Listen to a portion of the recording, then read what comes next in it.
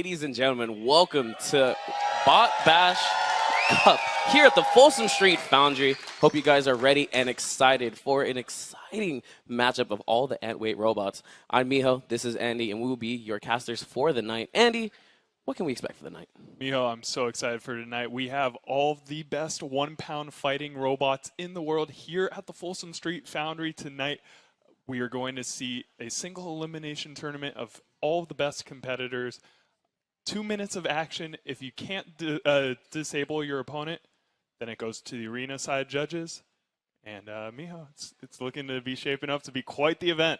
Oh man, I mean, what an event it is going to be shaped up to be. I mean, last year, as we said, this is our second annual. The first one was just as exciting. I mean, hey, this one can be even better than that. We never know. I mean, like you kind of told me before, all the competitors that are here, they're those that have just leveled up so much from the past year, or those that weren't even here last year, but they're bringing in those robots that can definitely take that top spot. I mean, Miho, tonight we have the #1 seed in the nation currently. Physique Black is here, flying all the way from Texas. We have the historical #1 ranked Dark Pounder also in attendance tonight. Plus, we have our returning champion Pizza Slicer here. Oh my goodness, I mean, Pizza Slicer was a crowd favorite last year. And look, already you have the crowd going off. But, you know, speaking of crowd favorites, you know, my personal favorite, there's Duct Tape. I saw his name a little bit. Yo, shout out to Duct Tape real quick. Yo, keep it up a little. Duct Tape is here. Thank you. And we've got Mool, and as well as the Bot Bash party service all out here tonight. So you could get some hands-on fighting robots for yourself. Miho, we're going to kick it off to CJ right at arena side, introducing our first fight. So we're looking at red corner, Rhino.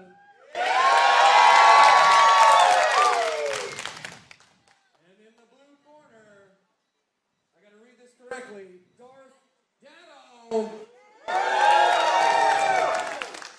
Okay, gentlemen, you know what to do. Let's begin. 3, 2, 1. There we go. Opening up right away. Both of them kind of just finish it out, not going in willy-nilly. I like that approach, but kind of just... Oh, my God. Oh, already. Oh, we have a flat tire already, Miho. Oh, no. They have AAA, right? So these robots both have spinning blades, one vertical, one horizontal. Rhino already with one wheel disabled. And his opponent, Darth Dado, hunting out that other wheel, Miho. No, I mean, that's definitely a great approach. Coming from Darth Dado already, you need to just go ahead and immobilize your opponent. And look, he's already halfway incapacitated. Darth Dado looking for positioning, getting around the side of Rhino. This is smart play from Darth Dado. No, I mean, Rhino is just trying to salvage what he can right now, trying to readjust himself with that one wheel. And what I do like is the fact that he's just making sure that his one kind of propeller is in front of him to defend, and just like that, no weapon on Darth Dado anymore. Already a shot right into the botcaster right above the arena. There is a little miniature Jumbotron in there. And now we see Darth Dado with the flank. He definitely has the mobility, but he definitely does not have the weaponry anymore, Miho. I think his best bet is try to go ahead and flip Rhino upside down, try to use his own weapon against him, and hopefully he can get some type of, you know, erratic flip. But, ooh, he is going to take a lot of damage off that. Ooh, yet again, and losing yet another part.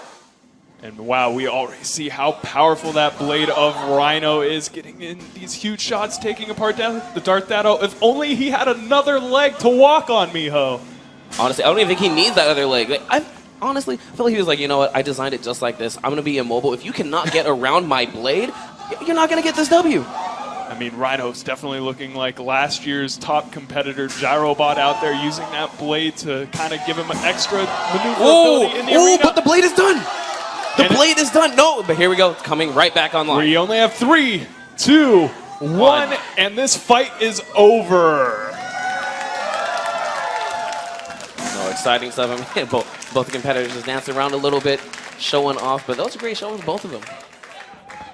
So, Miho, we saw already pretty exciting fight of robots here at the Folsom Street Foundry. 2 destructive weapons. However, we saw immediately at the beginning of the fight that blown out tire from Rhino, but it looked like he was still able to compete. No, I mean, the blown out tire really didn't affect him too much. I mean, it was looking very shaky in the beginning. We were very worried of the fact that Darth Dado had a lot more mobility, especially with his blade going horizontal. But fortunately enough, it didn't really, you know, pay too much dividends throughout that whole match. But, you know, got to go ahead and see how it's going to pay off moving forward. So the three arena judges at arena side, have they turned in their decision? Rhino is going to be declared the winner. Rhino is your winner, ladies and gentlemen, of the first fight. So Rhino definitely needs to go back to the pits, work on his robot just a little bit, get that wheel put right back on. But the weapon was looking good, and we are going to be joined arena side by our announcer and co-caster, Jamie King, who's going to be interviewing Rhino in just a matter of seconds.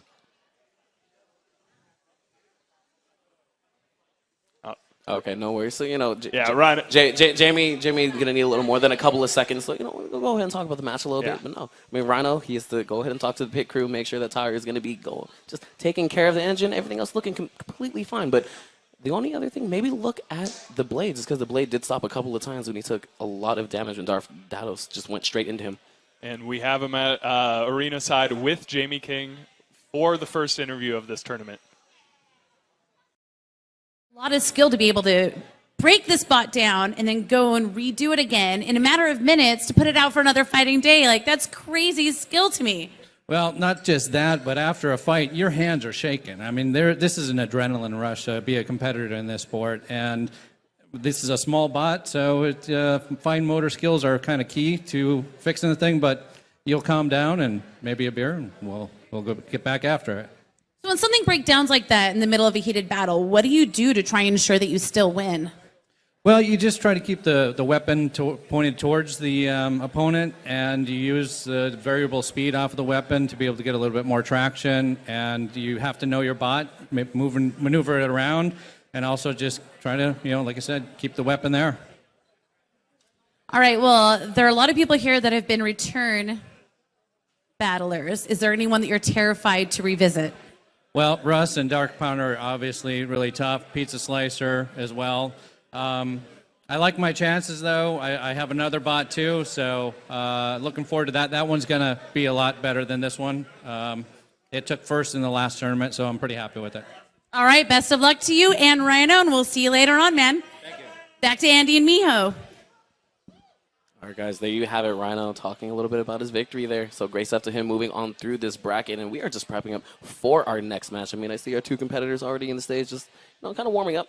Yeah, one of the competitors was actually a robot that was sold through the Smash GG compendium that we had online. All of that money that was raised to drive this robot is going to our competitor at large, Ian McMahon, who traveled all the way from Texas to get here. And the robot itself is named Hammerhead, a unique flipper built by Bot Bash Studios. No, definitely. I mean, if I'm not mistaken, that's the one with the googly eyes? Correct, Andy? I mean, googly eyes always make a robot a whole lot more effective. It's a little more aesthetically pleasing. It's like, you're not as threatened as it when it's trying to flip you. It's like, you got to look at those eyes. Look, you can't be mad at that. It's extra intimidation factor, Miho. No, I feel it's cuddly. I can cuddle with that robot. I'll take it to bed. Okay, Miho. So we're just getting loaded up, and we're going to send it right down to CJ at arena side. All right. In the red corner, looks like he's a local from Milpitas. Red Lion. And in the blue corner, from Lafayette, another local, Hammerhead. All right, everybody. Let's get ready to do this. Countdown. All right, here we go. Right out of the gates, Hammerhead. The only one moving at the moment. Not sure if there's a problem with Red Lion or if he is just playing the defensive game. He might be playing a rope-a-dope strategy, Miho, but this is unfortunate. If he cannot get going, then this is already going to be a knockout in favor of Hammerhead. This unfortunately does happen, and sometimes we got the flip already. Flip. All right, so that thing is sizzling right now. Is he's gonna get we burned? need to count out Red Lion in 5, 4, 3, 2, 1. This match is over. Very unfortunate to see. Wow, I mean, what a stunning turn of events. I mean, a little bit of hype was there. I mean, Red Lion, vicious-looking robot already, but Hammerhead, the googly eyes, too much of an intimidation factor for Red Lion to even come out of the gates. I mean, Miho, Red Lion, I had so much promise. This man was actually the kid behind Duct Tape from our last event. This is his second robot that he entered into the tournament. Okay. He built a phenomenal robot. I've seen it work in the past, but unfortunately, after he put it in the box and closed the door, it seems like it just shut off on him. Because it wasn't the OG. It wasn't the Duct Tape.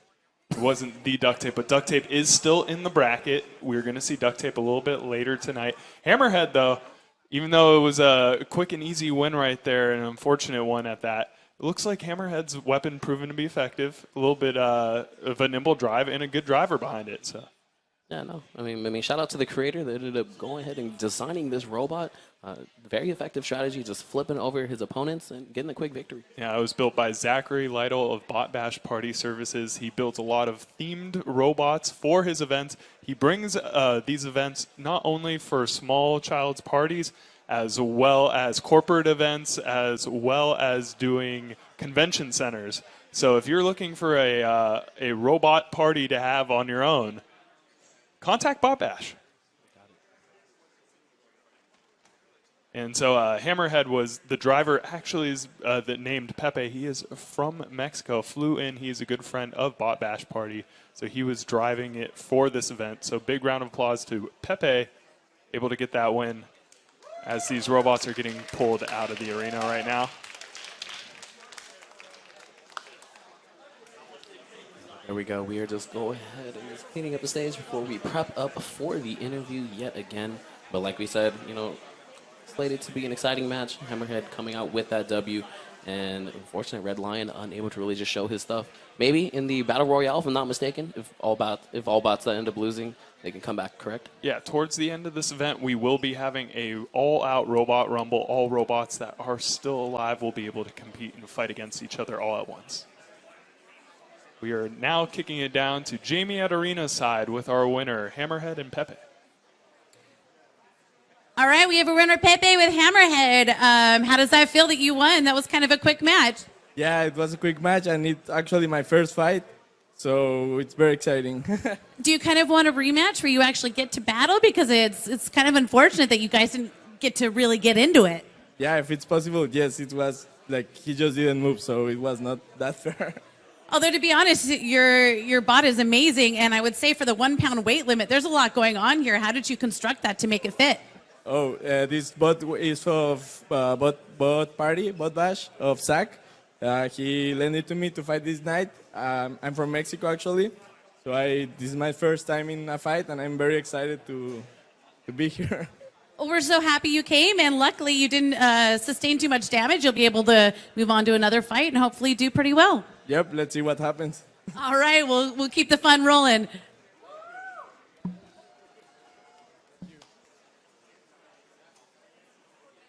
So, Hello, guys. So we are prepping up for our next match, and I am already getting excited. If I'm not mistaken, that's the minions behind me, right?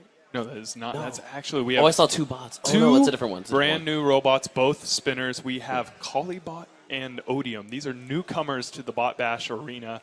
Untested robots, but both of them are very beautiful looking and very well designed and well machined. one. And I mean, from what I saw, and I think one has, you know, the blade spinner going right underneath them, and they're the whole body. So gonna look forward to see how that's gonna do. I mean, you said they both actually kind of close to the same thing. Yeah, one is a vertical spinner, one is a horizontal spinner. They're both very wide blades, so it's going to be interesting to see what happens on first contact. We're going to send it right to CJ at Arena side. We got in the red corner, weighing in at 15.8 ounces. A little odd how close that is. Odium from Livermore. And we got a Berkeley native here, weighing in at 15.1 ounces. In the blue corner, Collybot. All right, everyone. You know the deal. Let's do this.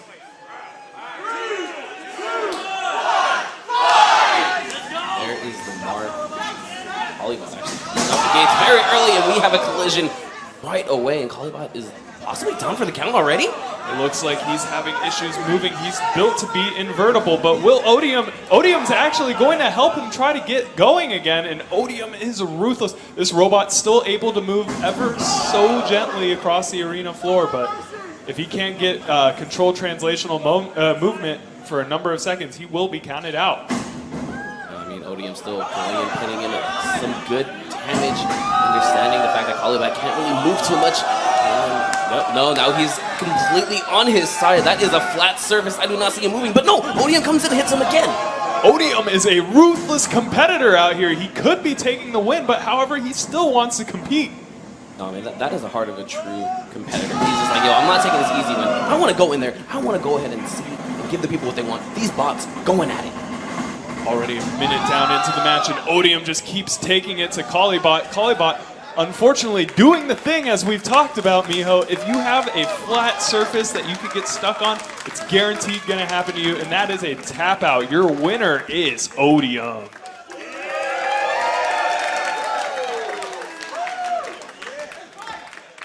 Miho, I see tons of pieces in the arena. We're definitely going to need to clean that up after this fight, but what did you see down there? I just saw Odium go in. I saw him push the forward button and immediately kept hitting him.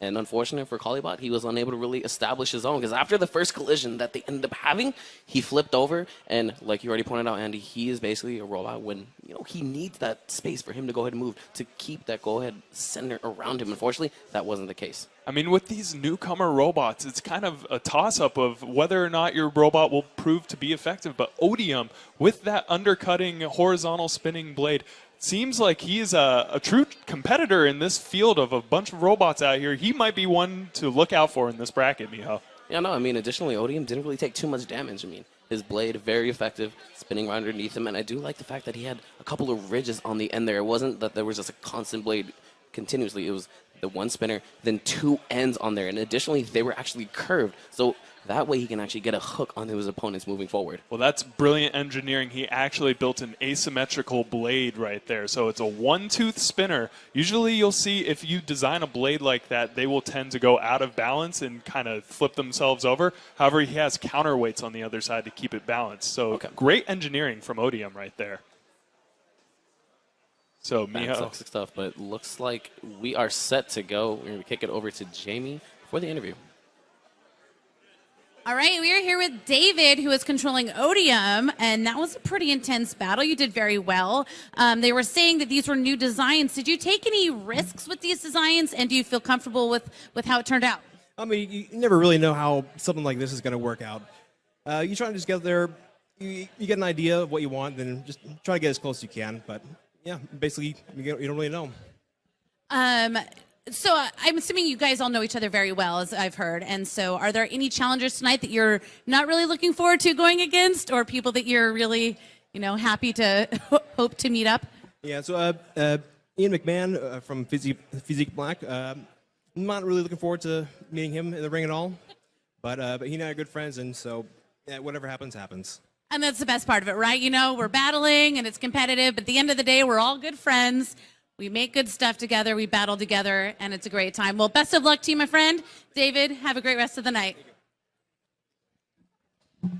All right, guys. Thank you, Jamie, for the interview yet again. Fantastic stuff as always. But, again, we are prepping up for our next matches, and it looks like it is going to be an exciting one. Andy, I saw you smiling at me when the camera was off of us. You want to go ahead and introduce these two players? Miho, this is one of my most favorite robots I've ever seen across any weight class ever. We have a very special grappling robot by the name of Mool. And as you know and I know, coming from a fighting game background, this is the Zangief of fighting robots. All he does is pile drive his opponents into oblivion. Yeah, he's going to get plenty of hugs, hopefully. Looking forward to that. I mean, as myself, a Street Fighter fan, the fact that, you go ahead and gave us the introduction as that. We're going to look forward to the match that is coming up right now. Kicking it to CJ for the announcement. Okay. Reining in from San Jose, weighing 16 ounces, the Minions. And in the blue corner, weighing in at 13.1 ounces, coming from San Leandro,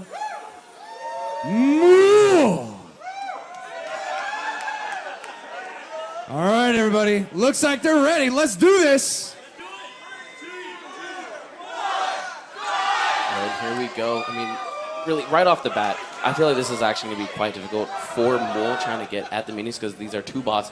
He has to go ahead and account for trying to grab one of them, possibly use one to attack the other, or hurry up and get rid of one before he can go ahead and get to the other. But, ooh, looks like they are getting up on him right away. That's pile driver number 1, Miho. He's going for another one. Minions are a very unique robot themselves. Both combined robots weigh 1 pound, so each one weighs 8 ounces, and they use teamwork to make the dream work, Miho. No, it's definitely working out so far. That was almost catastrophic for Mole there. Unfortunate for him, he was able to just get right back out. Ooh, almost got the grip, but one of the minions saving the other. Now we see Mool trying to get into position. I would love to see Mool get a grab and just beat the one minion with the other one. That's what he said his main strategy would be in this fight. Now he was very close to getting the grab on that last one. Unfortunately, he ended up hitting himself to get right out of it. Oh, he might have it. No, unfortunately, couldn't pull him up. Yes, Mool, definitely one of the more difficult robots to drive in this competition. Not only does he have to manage his drive motors, he has to manage a very complicated weapon system that he has up there. I think the biggest difficulty that I'm seeing for Moore is that he's been unable to really latch on to the minions. Like he's getting it around it, but he's not getting a really good grip. These minions are slippery, and they're using great teamwork to make sure that Moore doesn't get into position and cause, calamity with his weapon. Oh, and Mool has a great position on one minion. The other one looks like it has half of its drive out. Oh my! Oh, this is graphic. Oh my goodness! This is not bot on bot action, ladies and gentlemen. Children, cover your eyes. We might be kicked off of Twitch for that action. All right, but we only have 8 seconds left. Who is going to try to come out with one last push? And Mool still continuously trying to go on the offensive, but nope, they're going to go away from each other, and that is going to be it. This means that it's going down to our judges at arena side. But what did you see during that fight? Really, I mean, the main thing, right in the beginning, it was going to be very difficult for Mool to really just focus onto one of them. Whenever he did get a grip onto one of the minions, the other one immediately came in to try to save the other. Yeah, that was amazing teamwork. But also, halfway through that match, we saw one of the minions get inverted. And once it was upside down, it didn't seem to be driving around the arena as freely and easily as it was beforehand. No, I mean, there was at one point in the match where really Mool controlled what was happening in the instance that you're talking about. When that one minion was stuck on the wall, Mool positioned himself to go right underneath it and try to grab the other minion that was coming right at him. Yeah, Mool definitely shown great control. However, minions showing great teamwork. This is going to be a very tough decision from our arena side judges. Yeah, no, I mean, the judges are discussing it at the moment. Really looking forward to see who they're going to be deciding who's the winner, and it is right on point. And the minions going to take it away with the W. There we go. So that's it, ladies and gentlemen. Your winner of that match are the minions. I hear a few boos in the crowd. Not everybody. It was pretty mixed there. It was pretty mixed. They were just like, great design coming out for Mool, but, the minions, such, very difficult to try to do with. It's 2 bots. You have to go ahead and try to count for that. And when your game plan isn't working out, the minions are going to wreak havoc. And now that means that the minions are going to be moving on through the bracket, and I know their next opponent is actually terrifying. So look forward to that. We are going to send it over to Jamie at arena side. All right, we are here with David and Zach and the minions who just won. They say 2 is better than 1, and I guess we'd have to agree because look at this. Although that other thing was pretty cute. It was kind of like a pterodactyl with like kitchen knives as arms, but you guys did very well. Tell me how you were able to manage this dual robot system. Well, one of the big tricks is every time David gets in trouble or I get in trouble, the other robot has to be right there to come to the rescue. Teamwork. Absolutely. Multibots live and die on their teamwork. And so if you don't have, because they don't really have weapons, you have to use strategy and outthink and outmaneuver your opponent. But Orion was definitely tossing us all over the arena with Mule. But we got up and under, we got a bunch of good slams in and good recoveries, and the judges gave it to us. All right, would you like to weigh in? No, I think Zach said everything. He said everything that we needed to know. That's it. All right, well, I'm excited to see what you guys do for the rest of the night. That was really exciting, and best of luck to you both. We'll send you back to Miho and Andy, and we'll get ready for the next match. All right, and there we go, guys. Congratulations to the Minions yet again for moving on through this bracket and picking up the W over Mool. But we are prepping for our next match. If I'm not mistaken, I saw Mr. Roomba 2.5 Yeah, coming in. Mr. Roomba is definitely one of the more interesting designs here, full body spinner. And dressed fully in a tuxedo for this event. He heard that he was going to a bar, so he wanted to look a little classy for this one. No, you got to show up and show out. But, you know, speaking of showing out, we are going to the match. CJ, let us know. All right, everybody. Hope you got your drinks in hand because we got another match coming up. In the red corner, weighing at 15.9 pounds, coming from Antioch here in the San Francisco Bay Area. 15.9 ounces, I said. Mr. Roomba.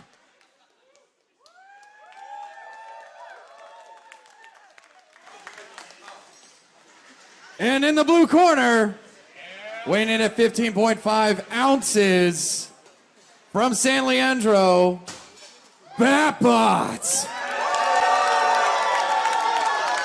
Let's do this. And they are off. Oh, Mr. Roomba already spinning the body, and there he goes, full force. Batbot on the other side is from Bot Bash Party Services. It's a wheel drive, outward flipping robot, but it looks like one wheel might already be gone after that first hit from Mr. Roomba. Ooh, and already you see the orange sparks coming out. Batbot actually really struggling to establish anything at the moment. Really, the full body spinning from Mr. Roomba making it very difficult for him to go in. These are some solid shots from Mr. Roomba. However, he's getting into position. An even bigger shot from Mr. Roomba, sending Batbot across the floor. Mr. Roomba, one of the better engineered robots in this competition. These ring spinners are very difficult to build. Now immediately going back on that top spin, it's looking like, ooh, Batbot might That be is able to go ahead it. and We move, have and a yes, tap that's out it. from Batbot. Your winner is going to be Mr. Roomba. Very solid stuff right there coming from Mr. Roomba. Solid design coming in with the tuxedo. And look, sometimes it just pays off to look sharp. You know, this man is dressed to impress, and his robot is even nicer. Those shots he's delivering to Batbot, you know, they're solid, but I can expect even harder hits because the front wedge of Batbot has a little give to it, so it's able to absorb impacts better. It would be nice to see how Mr. Roomba does as he goes through this competition and he hits a little bit more solid, harder opponents. No, definitely to your point. I mean, the fact that Batbot did have that shield right in front of him, he was able to absorb a lot more of those blows a lot easier than really a lot of the other opponents that he might be facing moving forward. And Mr. Roomba, again, great design and is paying off so far for him, especially in the first round that he played. Yeah, it was very unfortunate that we didn't get to see more from Batbot. I have seen it perform in other competitions. Very effective flipper, but just looked like that Mr. Roomba was the perfect design to take her on head on and just knock her out within the first minute of this competition. So we are wrapping up this first match, and we see Broom sweeping up robots in the background, debris everywhere. We're going to send it over to Jamie at arena side. All right, I'm here with Kyle, the leader of Mr. Roomba, which is an appropriate name considering it didn't clean up the dust and the dirt around the table, but it did deploy destruction. How do you feel about your win? That was an incredible match. Well, the issues I had last time are actually gone, hopefully. So let's just hope that it holds together for the rest of the matches I have in the future. It seems like it will. It seems like a really quality design here. You seem like you did a really good job, and I would love for you to be a little bit more excited about it because you just won, Kyle. Come on, high five me. Congratulations. You did a really kick-ass job, and I look forward to seeing you perform well for the rest of the night with little Mr. Roomba. All right, congrats. That's right. All right, Andy, Mia, let's take it on for the next one.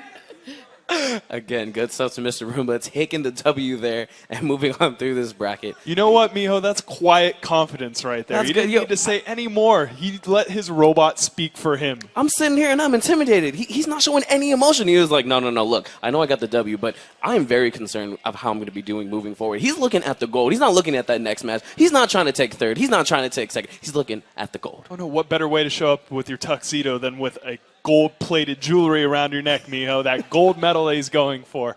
And we've got some robots loading into the arena. We're going to kick it to CJ over at arena side. Hello, everybody. All right. In the red corner, Coming from Spring, Texas. Thank you for making your way out here. 15 ounces. The California Kid. Go do a little dance, dude. No? Okay.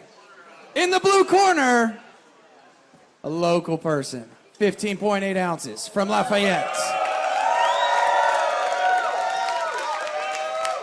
Nice. You know what to do. Let's do this. 3, 2, 1.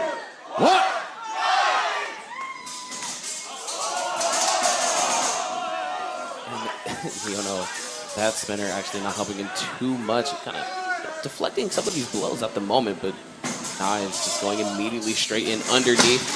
Oh, what a flip. Oh no, it looks like the California Kid ended up destroying himself in that hit. The wheels are still spinning, the drum is still working, but it looks like something is interfering with the ground and the robot is completely unstable. California Kid unable to really get his footing down on this stage, but at the same time, Knives not giving an opportunity to even try to make that happen. But I do like the approach that Knives is taking, pushing him straight into the wall, hoping to get another bounce like he did a little earlier. Oh, but Knives losing the top. Knives lost his face right there, Miho, and California Kid's still going crazy. Even though this robot looks completely unstable, there's still a minute in the match. There's tons more damage that he can put out.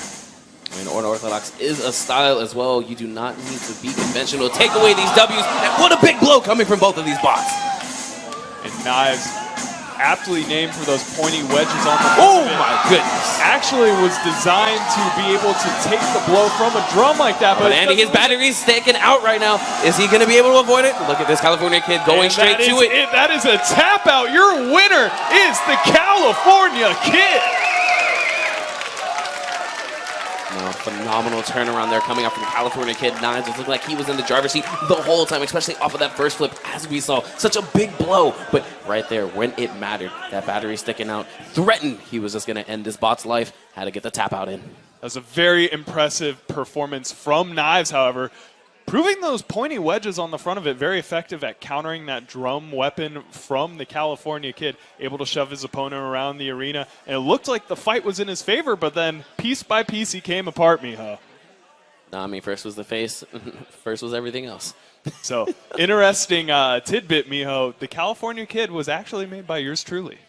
Really? No. This was one of the robots that we had listed on the SmashGG compendium for you at home. If you wanted to register your own robot, you could have had the chance to purchase it. And we actually had Ian McMahon ended up being the one who purchased it. He has another robot named Physique Black in this tournament, but he wanted to drive another different style of drum robot than he's used to. So he went with the California Kid for this event. Oh, Andy, I'm happy you're here. You know, seeing your designs come into life. You know, doing quite well here in this tournament already, moving out of the first round. Yeah, true story. That robot used to be the #1 ranked robot nationwide, but has not been in competition for 10 years. So we are kicking it down to arena side with Jamie for the post-fight interview. All right, you guys. Ian McMahon, driver of the California Kid, and I've heard about him earlier in the night, rumors and whispers around the building about how he's the one to look out for, and after that performance, I'm not surprised. Really well done. It seemed pretty evenly matched. What do you think you did that helped you secure the win? Oh, well, I think I was losing until, until his top. Yeah, we all kind of did. Yeah, until his top came off, I was losing. I was bouncing all over the place and getting pretty whipped. Well, you worked it out, and you did a good job, and you don't seem like you have too many repairs to work on for your next round. No, I just need to put some screws in. We all kind of have a few screws loose, am I right? All right, well, I look forward to you doing well the rest of the night. Hopefully you don't have to match up against anyone too scary. And Miho and Andy are going to take it from us now, I think, and we will see you again later on, hopefully. All right, good luck. All right, there we go. Again, California Kid coming out with the W. Congrats, Andy. Congrats, Ian. Moving on. So beautiful stuff right there. Spinning erratically, but we are going to be moving on through this tournament. Yeah, we have two very beautiful robots entering the arena. Another newcomer, actually, by the name of Whoosh is here. He's from Palo Alto. He's got a very cool undercutting, spinning weapon, and some of the prettiest lighting that you'll see on a competitor out here today, Miho. This robot is shining out here. You got me excited. I hope he looks like a diamond. Shout out to Rihanna, but we're going to be moving it to CJ. Okay, everybody. We've been through this before. In the red corner, weighing in at 15.5 ounces from San Jose,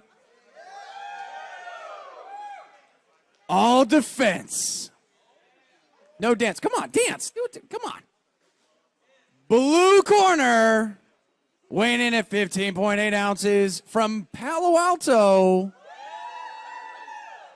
the Battle of the Bay, Whoosh. Let's go.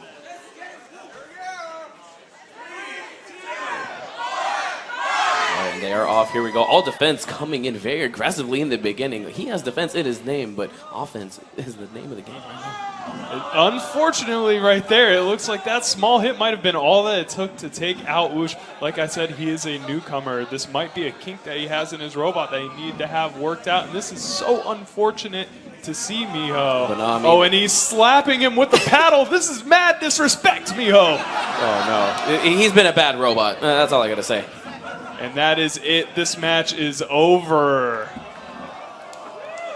Wow. Very unfortunate stuff there, right there for Whoosh. But you know what they say, when you go ahead and showing out too much, you got that nice bling on, you're showing really good, you got that nice designer stuff. Well, you're compensating for something.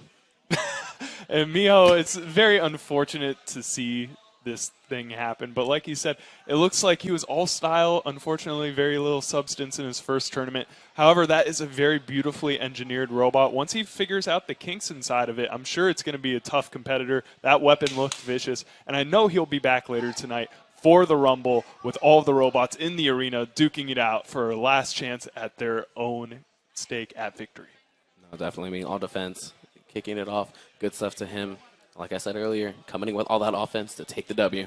All defense also from the same team that built the minions, so both of his robots are out of the first round. David Leah, the builder of both robots, seems to be doing incredibly well in this competition so far. And I mean, he's definitely a crowd favorite so far. I heard those cheers. Yeah, so I like it, but we are good. Kicking it off to Jamie real quick for the interview. All right, I am here with David. The third David I've met up here tonight. So many Davids. Apparently, if your name is David and you're a young kid, take that time to learn how to build robots because you'll be successful at it. Congratulations. I've noticed that a lot of the winners have had a similar shape and design. Is that kind of an inside secret there where you guys already know that that's what's going to do well? Well, for this one's part of a kit from Zach and Bot Bash, so that's why it looks like the similar shape than the other robots, but that's pretty much it. There's nothing special about it. Oh, there's plenty of things special about it. It just won a battle. You didn't do anything that you would like to speak about that was fantastic about it? I find that disagreeable. The other robot looked like an ice tray with a compass on it, and I loved it. But you did really well, David, and this is great. Hopefully you don't have to do too much before the next one. Anything you want to say before your next match? Nothing to say. Just got to get ready. All right, go get ready. So much to talk about with these Davids. They're so talkative. All right, Andy Miho, we'll talk to you later. I mean, that's a great mentality coming out from David. He's just like, I want this next match. I need to go talk to my partner. I need to go prep this robot as well. Actually, he might not even prep a lot. He won with the quickness. David's been in the sport for 15 years, Miho. This man is all business. A very huge, well-known and respected builder in the community, a veteran. And this man is just here to win tonight. And I mean, definitely has the mentality. Looking forward to it. Possibly could make that happen, but looks like our players are ready. Yeah, they're robots banging behind us, running into the arena walls. So getting ready for it. No, they're already out here whiling, but we are kicking it off to CJ real quick. All right. Another Battle of the Bay. In the red corner, weighing 15.8 ounces from Lafayette, Cuddle Bunny.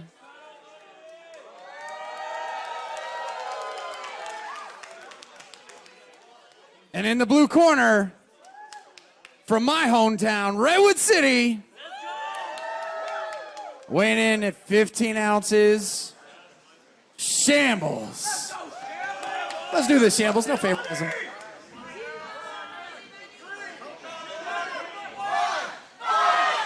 Oh, had a little premature move coming out from Cuddle Bunny, but it doesn't really matter too much with Shambles coming straight in, but kind of gets scooped up by Cuddle Bunny. We are in a fierce battle of fisticuffs at the moment. Cuddle Bunny, #1 weapon is its cuteness, but #2 weapon is those grappling ears, is looking to clamp its opponent and drive it around the arena. But Shambles with that saw blade proven to be very effective already. But unfortunately, Cuddly Bunny unable to get the clamps on at the moment. Shambles blade actually making it very difficult for that to go ahead and happen. But as I say that, gets a hold of him, trying to flip him over. And we see the close-up of that picturesque face on Cuddle Bunny, plus the little pause to get underneath her opponent, scoop him up, and take full control. It's actually looking quite difficult for Shambles. Oh, I thought a wheel was out, but no, just trying to turn himself. There we go. Shambles close quarters yet again. Will need to get that saw blade in between the two paws of Cuddle Bunny. Those paws are so low to the ground, and she's just able to be so effective at scooping up and controlling Shambles. Now Shambles getting a couple good hits himself, but again, almost getting taken to the corner. Shambles getting right out of it, combating himself, kind of just trying to find an opening. I see that Shambles is actually going towards the side instead of going head on. Oh, and now Cuddle Bunny has got Shambles right where she wants him, driving him around the arena, and now Shambles is inverted. However, he can flip himself over off the wall just like that, Miho. Yeah, but he is still only on one wheel, kind of spinning back and forth in a circle now, but again, he is stuck. Cuddle Bunny has him in a lock. And it's definitely appearing like Cuddle Bunny is definitely a fan favorite of this audience, but how can you not love the cuteness from Cuddle Bunny, Miho? I mean, dude, look at the face. The only reason you don't like the Cuddle Bunny is if you actually like to eat rabbit. The face, the arms, the little cute cottontail on the back. This is going to a judge's decision. Close fight, Miho. Yeah, the match is over. Shambles still trying to turn himself over, but Cuddly Bunny looking like she had a lot of the momentum. And look, we got the chance already going in. Yeah, it looks like everybody's fan favorite Cuddle Bunny is going the distance in this one. However, we have to listen to the judges at arena side turn in their results for this match. All right, guys, and we have it in from the judges. Cuddle Bunny going to be our winner. Cuddle Bunny is your winner, ladies and gentlemen. Fantastic stuff. I mean, no surprise there. Cuddle Bunny came out the gates, able to go ahead and get a couple of those patented hugs, as we were seeing from those ears, and, you know, the tail just made it a little more aesthetically pleasing. I mean, Shambles was a great robot, though, Miho. We saw plenty of big hits coming from his saw blade, tons of sparks in that fight, but Cuddle Bunny just had all of the control, was able to get him right on those paws and those ears, clamped down on his opponent, just took control of the match. Yeah, no, I mean, really for Shambles, I feel that the opponent was actually very difficult in Bunny with the design, especially the fact that that steel frame right in front to go ahead and absorb a lot of those blows. So even if Shambles came head in, they can take a couple of those blows. And when it did, able to go ahead and get those ears on him, as we've said already, and able to take it to the corner. Miho, it is not rabbit season for Cuddle Bunny yet.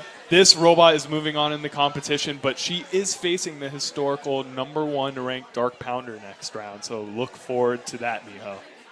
I know, I mean, look, she's even rocking a Diva shirt. And I love that. Just matching the robot to your clothes. And we're going to kick it over to arena side with Jamie. All right, you guys, Cuddle Bunny. I'm here with Diana, who's the winner. I mean, come on, Cuddle Bunny. Look at how cute this is. And everybody loves you. Are you kidding me? You are clearly a fan favorite. I mean, it's destructive, it's deadly, and it's also adorable. Right? Like Monty Python, the Killer Bunny. Oh, yes, that's perfect. That was an intense match. How do you feel about it? I am shaking completely, but it was amazing. Shaking out of joy. Out of joy and just out of the adrenaline from all the hits Shambles gave me. It was a clear competitive person to play against. That was an intense robot to battle against. This guy, Cuddle Bunny, go fix her up. Yep. And let's see you again later. I want to be talking to you again soon because that was intense and everyone loves you. All right, Cuddle Bunny, we'll see you later. All right, guys, I hope you enjoyed that Antweight action here in the first round, but it looks like we are actually going to be taking a quick 5-minute break for a little bit, letting these competitors grab their breath, fix up their bots, and we're moving on through this tournament. So, guys, stay tuned. Don't go anywhere. All right, hey guys, welcome back to Bot Bash Cup. I hope you guys enjoyed the first round here. Some exciting Antweight matches of all of these robots. A couple of flubs. Two unfortunate robots were unable to really compete or show their stuff. But they had the Battle Royale to really go ahead and show their stuff a little bit later. But we are moving on to the second round. And Andy, who are you most excited to see? I'm most excited to see our returning champion, Pizza Slicer, back in action here at the Foundry. This robot has massive improvements this time around. Improvements, you say? Improvements. It was sending opponents to the ceiling last event. And this time around, he's got an even beefier motor and an even beefier weapon inside of his robot. Okay, so Andy, what I'm hearing is that they're going to go to the stratosphere next.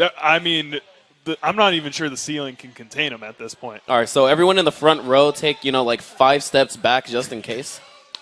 But also alongside him, Physique Black, flying in all the way from Texas, the #1 ranked nationally robot right now, is here in attendance. He got to buy the first round, but he'll be coming up very soon. And I'm also very interested to see how Cuddle Bunny, after that first dominating round, will do in this tournament.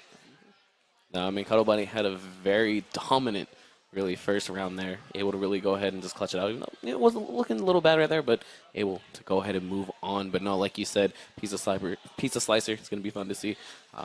Physique Black is going to be one that I'm looking forward to as well, because you were selling him quite a bit. #1 pound for pound, excuse me? I need to see this. Not only that, 8 robots are received a first round bye. So we'll have 8 brand new robots for you to see in these next upcoming matches. Some heavy hitters out there. The Dark Forces are out in the building. Dark Pounder and our runner-up from last event, Dark Blade, are here, as well as MC Fry Pants. It's going to be an exciting night, Miho. All right, now good stuff, but I think CJ is ready, if I'm not mistaken. I see the bots are inside. The bots are loaded. Kick it over for CJ, please. Thank you. All right, Folsom Street Foundry. We want you to get excited, because here we go again. The bots are charged, and we're ready to kick this thing off. In the red corner, weighing in at 15.5 ounces from Sacramento, MC Fry Pants. And in the blue corner, weighing in at 15.8 ounces from Belmont, Rhino. I think we're ready to kick this thing off. Let's do this timer. 3, 2, 1. There we go. MC Fry. It's actually coming in pretty aggressively. Just matching and seeing where he should go in, but already we have parts flying off of that. Ooh, off the mark a little bit right there, and Rhino immediately going right in, looking to get these tires. And it's great to see Rhino has both wheels intact for this fight, able to maneuver around the arena quite a bit better, and that was a huge shot coming from Rhino.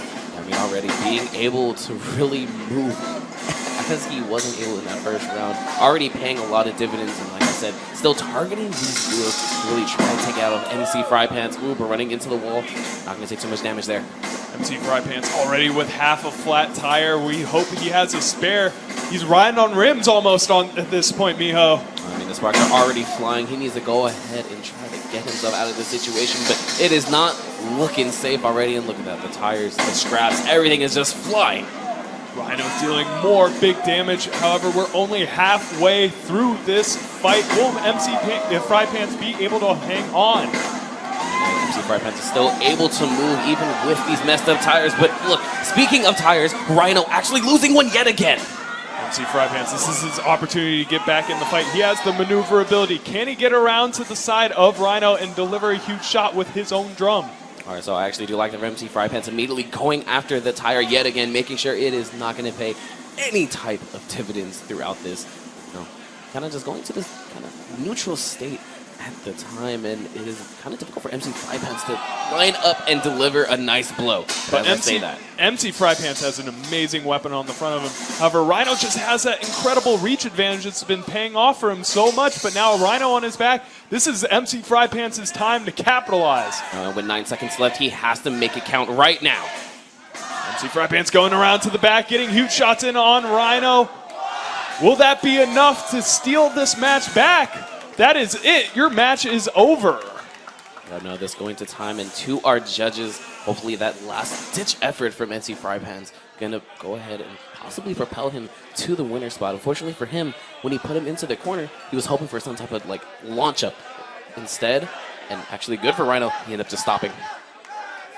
Now, what's interesting about this fight, Rhino dealing so much damage to MC Frypants. However, most of it was cosmetic, just tearing off little bits and pieces. Didn't really stop MC Frypants from running. However, MC Frypants able to get a blow in on the side of Rhino, and that's when the fight changed. The wheel fell off of Rhino, and that ended up just turning into an avalanche in the advantage of MC Frypants right there. Now, and even going to wheels, the fact that there were so many flat tires right there coming up from MC Frypants, that really didn't affect his mobility. He was able to still go ahead and ride them, even though they were really half on him. He was able to still mobilize, go around Rhino, and find the big blows when he needed them. We're waiting for the deliberation by these judges at arena side. They've been talking back and forth for quite a while now. It looks like this might end up being a split decision, Miho. I mean, that would not be surprising, especially the fact, as we were just saying, Rhino coming out the gates very strong, and then MC Frypants coming back with such a clutch play to really put himself in contention to possibly take this one away. It's crazy. Rhino has been so effective at delivering blows with that giant blade on the front of it. However, he's only had one wheel for about 2/3 of this competition so far, Miho. Yep, no, I mean, look, it is an oversight on the design. Unfortunately, he has not been able to stay on him, but look, it doesn't even matter. You have such a great offense and defense with his blade. Looks like the judges have finished deliberating at arena side, possibly. We're still waiting for their decision. No, they're talking it over more. Oh, no, they looked over. Oh, no, we got it. Here we go. Split decision, MC Frypants taking it away. So that's a 2-1 split decision. It looks like MC Frypants able to claw his way back into that fight after taking so many hits early in the match by Rhino. Rhino, however, round of applause to him, putting up a great fight, highly entertaining. And we are going to kick it over to arena side with Jamie interviewing MC Frypants. We are getting in here close with Kevin. That was so intense and so close. Kevin, how do you feel about that match? I don't know. I thought I lost it. I went back to the pit. Well, you didn't. Well, yeah, I guess the wheelectomy was what did it for me. And I took a lot of damage that fight. I'm going to have to repair that quite a bit. Yes, but during the match when you encountered challenges, what did you do to ensure that you could stay alive and still possibly ensure a victory? When he lost the wheel, I made sure to try to attack from the back. I think the last opponent didn't make that mistake, and he just kept driving right into the weapon, and he paid the price. So that's my goal there. It was an extremely balanced match. Is there anyone, I've been asking this a few times tonight, but is there anyone that you're terrified to face up against tonight? Russ's robots, the Dark Forces, Jameson's robot, DDT, like all of them. All of the top 8's pretty stacked here. All right, well, we look forward to seeing you encounter them later on. Best of luck to you. Take care. And we'll be back to more battles now with Andy and Miho. All right, wow, what a match from MC Frypants and Rhino. Very, very close, as we were already saying. We saw Rhino came out the gates very strong. MC Frypants able to just take it away at the very end. And we saw the judges going back and forth for quite a while, discussing it. They looked over, acting like they had the decision, then immediately turned right back, like, no, wait a minute, guys. We need to talk this over a little bit. Yeah, it looks like a lot of the power shots really came from Rhino in that fight. However, MC Frypants able to claw his way back in and get that victory, move on in this bracket, going on to the quarterfinals. No, very impressive stuff, but, we are just getting competitors in. They are loading up their bots at the moment. And no, it's just fantastic stuff. Guys, don't forget, go ahead, follow the channel, sub, do what you need to do, show a little bit of love, but shout out to Bot Bash. Go ahead, coming in yet again, making sure this event is going on. And shout out to Showdown for doing this as well, and the Folsom Street Foundry for even hosting here in San Shout out Francisco. to everybody who's here right now at the venue, cheering along for these robot fights. These fights so far have been so impressive, Miho, but they're only going to get better. I already see Dark Forces are entering the arena. So behind us, we have Hammerhead and Darkblade, it looks like. The arena was getting clean. That's what took a little bit, and we're going to send it to CJ for the introduction. All right. Okay, I'm having a good time. How are you guys doing? All right. So I think we're ready to go here. In the red corner, weighing in at exactly 16 ounces. I'm hearing he's from Texas. Dark. No, you're not? Dark Blade! All right, in the blue corner, local, Lafayette, weighing in at 14.1 ounces. Hammerhead! All right, guys. Let's do the count off, everybody. 3, 2. All right, Dark Blade getting up all of his speed now with his blade right there at the bottom, already doing massive damage, getting a flip over and trying to immobilize Hammerhead's weapon. And it's actually looking like it. No.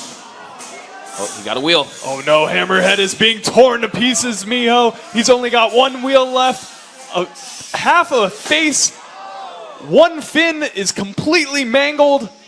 And Dark Blade already showing why he was our runner-up in our first tournament, Miho. Yeah, his flipper is looking immobilized right now. This Hammerhead definitely looking like a Phillips at the moment. But still, Hammerhead able to cling in, hang on, trying to do whatever he can to get back into this match, but it's not looking good.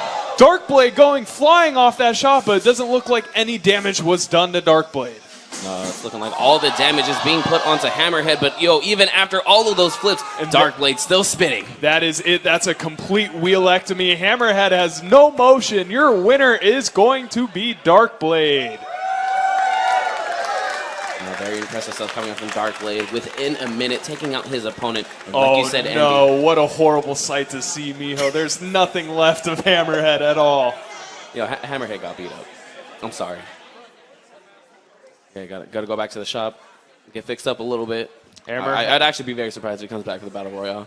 Hammerhead was one of the robots that was put up on the Smash GG compendium for people to finance Ian McMahon's travel expenses out here. Guest driver Pepe coming all the way from Mexico. However, it was built at the Bot Bash Studios, and looks like there's going to be a whole lot of work at Bot Bash Labs to get that thing back together. But I mean, who else but Bot Bash to go ahead and just resurrect that robot yet again? Hopefully they can install Windows 10 and make it poppin'. Make it poppin', Mia. Looks like we're getting down to it. Dark Blade is over at Arena side, getting ready for the interview right now with Jamie. All right, we're here with Russ, who just won, and you just told me something very interesting. How long ago was this bot built? This was actually built in 2004, so it's been around for a very long time, and so far, nobody has yet to destroy it. So you've had to do repairs, surely? Oh, of course, of course. Last year, Pizza Slicer managed to bend the blade, and he managed to find a few weaknesses, so I've tried to fix them and come back and do better. Well, it's a very impressive bot. Are you intimidated a little on the chance that you might face Pizza Slicer again tonight? Oh, no. Emmanuel is a great driver. He was known for driving his robot with one wheel. It's tough to actually be able to drive that effectively, so we'll see if Orion can live up to his high standards. So you're saying you've made improvements to make this better than Pizza Slicer, and you're going to win? I think the driver is a big part of it, and without Manuel at the wheel, I just don't know if Orion will be able to drive it as effectively. So, as I say, it's not the car, it's the driver. Well, best of luck to you. We'll see you later tonight, hopefully. Take care. All right, Dark Blade looking like he possibly take that hot spot. Big words coming from his driver right there. Feeling very confident throughout this tournament now. Russ Sparrow is one of the extreme veterans of the sport with some of the top-ranked robots in the 1-pound antweight category. There's reason for him to be confident, Miho. All of his robots are dialed in. They've been around since 2002 at the earliest. That one from 2004, and you've seen what 14 years of improvement have really done to it. Look, that's 14 years of experience. Match after match, he's been able to go ahead and come up to the call, and really no one else, like he said, has been able to destroy it effectively. For him to just be able to create another robot and not bring Dark Blade back. That's the thing about the Dark Force is those robots are built completely out of titanium. They are impenetrable. Plus, they pack a punch with their weaponry, Miho. It's going to be very difficult to see Russ going down in this tournament. No, we definitely saw that punch plenty of times. I mean, we saw the aftermath right there from Hammerhead, basically unable to move physically, end up getting KO'd. Yeah, and it looks like we have another 2 robots loading into the box right now. 2 of the more newer builders in the scene. We've got Mr. Roomba making a return, and it looks like Shambles is out there too. Or actually, I take that back, Miho. I just noticed who it is. Actually, a robot was mailed over from the East Coast to the West Coast to compete in this tournament here tonight named DDT. Ooh, DDT. Hopefully he can live up to the name. Might hit a twist of fate or two, but looks like we're going to kick it off to CJ for the announcements. All right. Miho, I got to correct you, man. I went and asked what the hell DDT meant because, I'm a wrestling fan. It is not a wrestling move. It is a pesticide. He calls himself an insect killer because of this weight class. DDT is in the red corner. And in the blue corner, I had asked what Odium meant as well. It's Latin for hatred. I'm a little intimidated now. From Livermore, it's Odium. Beautiful dance. All right, let's count this down, Folsom Street Foundry. Let's do this. 2, 1. Doing DDT coming out the gate, spinning around and still spinning, taking a big blow from Odium. DDT, one of the veterans of the sport. Definitely one of the more powerful weapons, and these robots have very similar design, Miho. You see one with a smaller blade than the other. We'll see if size really does matter at the end of this fight. I mean, at the moment, it is not looking like it. DDT and Odium just trading blows. Ooh, Odium actually spinning on his wheels right now, kind of going back and forth. Each of them trying to find the opening they want, kind of clashing with each other at the moment. These are huge hits. Every single hit sends both robots flying. Odium trying to get around the backside of DDT. Found a safe spot, and that just decapitated DDT. Huge blow coming out from Odium, and DDT is out for the count. And it looks like DDT has tapped out. Your winner by knockout is Odium. And the crowd is going wild. We hear the Odium chants coming out, and I definitely see a lot of that hatred coming out in his robot. Miho, Odium was one of the newcomers to the sport. To see a robot this effective taking out an experienced veteran like DDT is so impressive to me. No, I mean, Andy, there is a trend that has been happening throughout fighting games and throughout, even sports. A lot of these rookies, a lot of these newcomers have been coming out and just showing their stuff, showing that they can contend with a lot of these veterans, a lot of these experienced players, showing, you know what, I learned enough coming from where I was going. But now I can show what I can do on this big stage. What's great about these newcomers, they have all of the knowledge from the pioneers of the sports, and they've improved upon it. You see an exact replica almost of DDT in Odium, however, with massive improvements to that weapon system, able to deliver out even bigger hits than DDT was with its smaller blade. No, even though that blade was a lot smaller, it was more condensed. There was so much more impact with the blows that were coming out. Must have been spinning faster, must have been thicker. It looked like it was a little bit heavier possibly with that thick aluminum blade and steel tooth. And Miho, I gotta say right now, I think Odium might be a favorite to take this whole competition. Odium is definitely showing up and just impressing everyone so far. Like we've already seen. We've seen the chance. And then, even his driver kind of just popping off a little bit. I saw that little fist bump there. Yeah, Odium not coming from too far, just south of the Bay Area, coming up for this Bot Bash tournament. And I can already tell this newcomer is somebody that is going to be here for a long time. We're going to kick it down to Jamie at arena side. All right, we were here with another David. I keep telling you, it's Davids everywhere. And Odium, which sounds like something that I took in the 1920s for a headache. But you are a second-time winner, the first person we've had up here twice tonight. Congratulations. And this is your first time competing in this group. How do you feel? Oh, I feel great. I'm having a real blast. I'm just overwhelmed with all this right now. Well, overall, you're doing well. What have you done specifically to make your bot so successful? So I tried an idea that no one's really ever tried before. An undercutter drum, I've never heard of that. So, but I've just been, I'm just slowly powering things up more and more. All right, well, you have to get in close with me when you talk because we have to all be in the shot together. All right, well, we're very proud of you, and you're kicking ass so far. Best of luck to you. Repair it up, and we'll see you later on. That's good. Thank you. All right. Thanks, David. All right, guys, welcome back. Shout out to Odium yet again. Can we get a round of applause for our newcomer, please? Man, Odium is so impressive. Like he was saying, he's building a new foundation of robots. He took the undercutter design that we saw from DDT and turned it into a drum. It's a wider blade, and it looked like it packed a lot more power because of it. No, I mean, definitely, as you can see from that last match, bigger punches coming in from really that small frame. And really, at the same time, he had a lot more mobility, too, because a lot of the times we saw DDT was struggling really to get his footing back on the ground to even be able to map out a lot of the hits that he wanted. Well, from the start of that match, it looked like DDT was completely out of control when spinning up that blade. Once he stabilized, though, like you were saying, Miho, his drive seemed a little bit slower than Odium's, and we saw that massive impact be delivered because Odium positioned himself perfectly to hit DDT right on the soft spot. No, for sure. And Andy, it's looking like these bots are getting ready. I see the minions coming in as well. Their opponent, we're going to find out from CJ right now. Take it away. All right, Folsom Street Foundry. So I tried to do a little digging again. Physique Black, all he wanted to tell you was he's just a nasty little drum spinner. So, in the red corner, Physique Black. And there you go.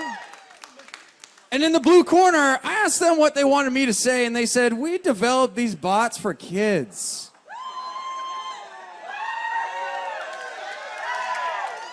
I don't know. So, I heard a couple boos in the last round for the Minions.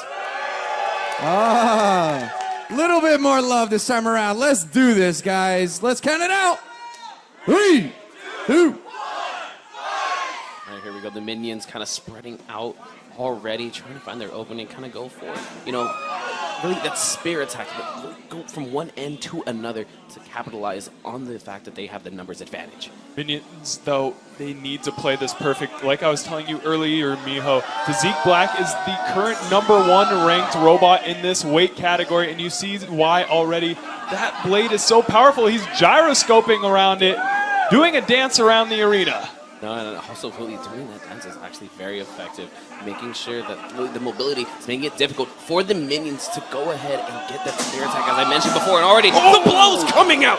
One minion going straight up into the ceiling. These minions being half the weight are going to fly twice as far from these impacts. I can't wait to see more shots coming from Physique Black, but I believe he's doing this dance because he's having difficulty moving forward.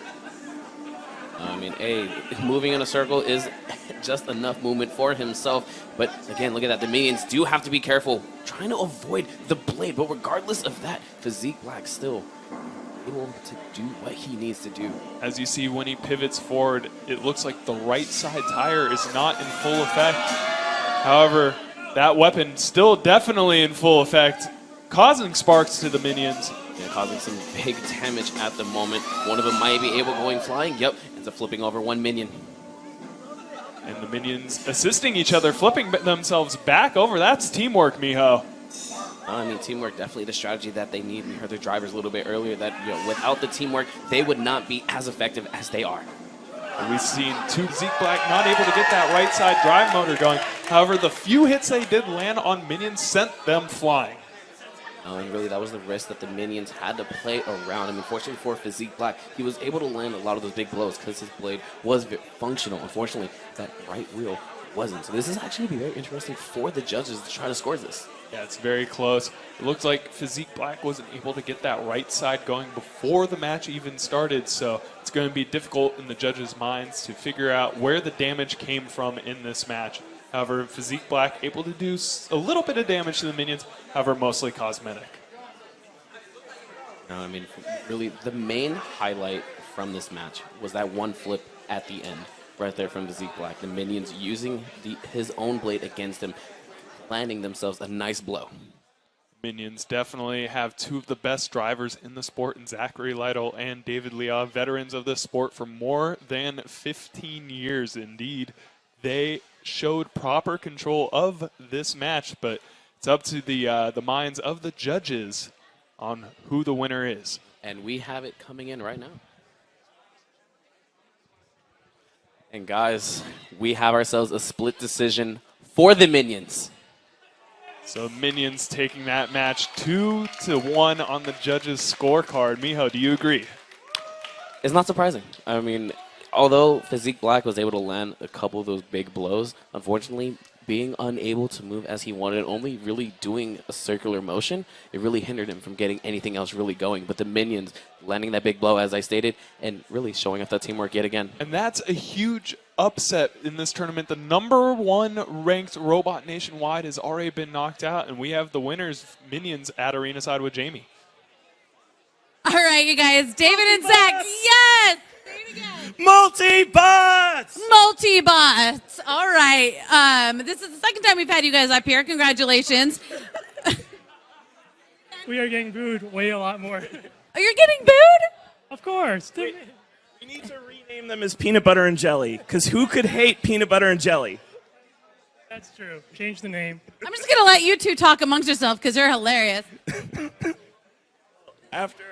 After Knives got destroyed so hard tonight testing out our new carbon fiber rails, it's really nice to see the aluminum rails taking the beating that the kit was originally designed to do. Well, it was a really fun match, and your opponent was kind of dancing around, and I found that hilarious, and it was really fun, and you guys did really well. It seemed pretty evenly matched to me, but you guys kicked it, and congratulations. Thank you very much. It's so exciting tonight. I think that's the most in sync you and I have ever been. Every time one of us was upside down, we immediately self-righted the other one, and we just stayed on the aggressive the whole round. It's all about teamwork. Let's see if teamwork can get you guys through the night. Hopefully we'll see you guys up here again for a third time. Best of luck. Andy and Miho, back to you guys. All right, guys, again, congratulations to the Minions causing a huge upset here tonight at really the Bot Bash Cup.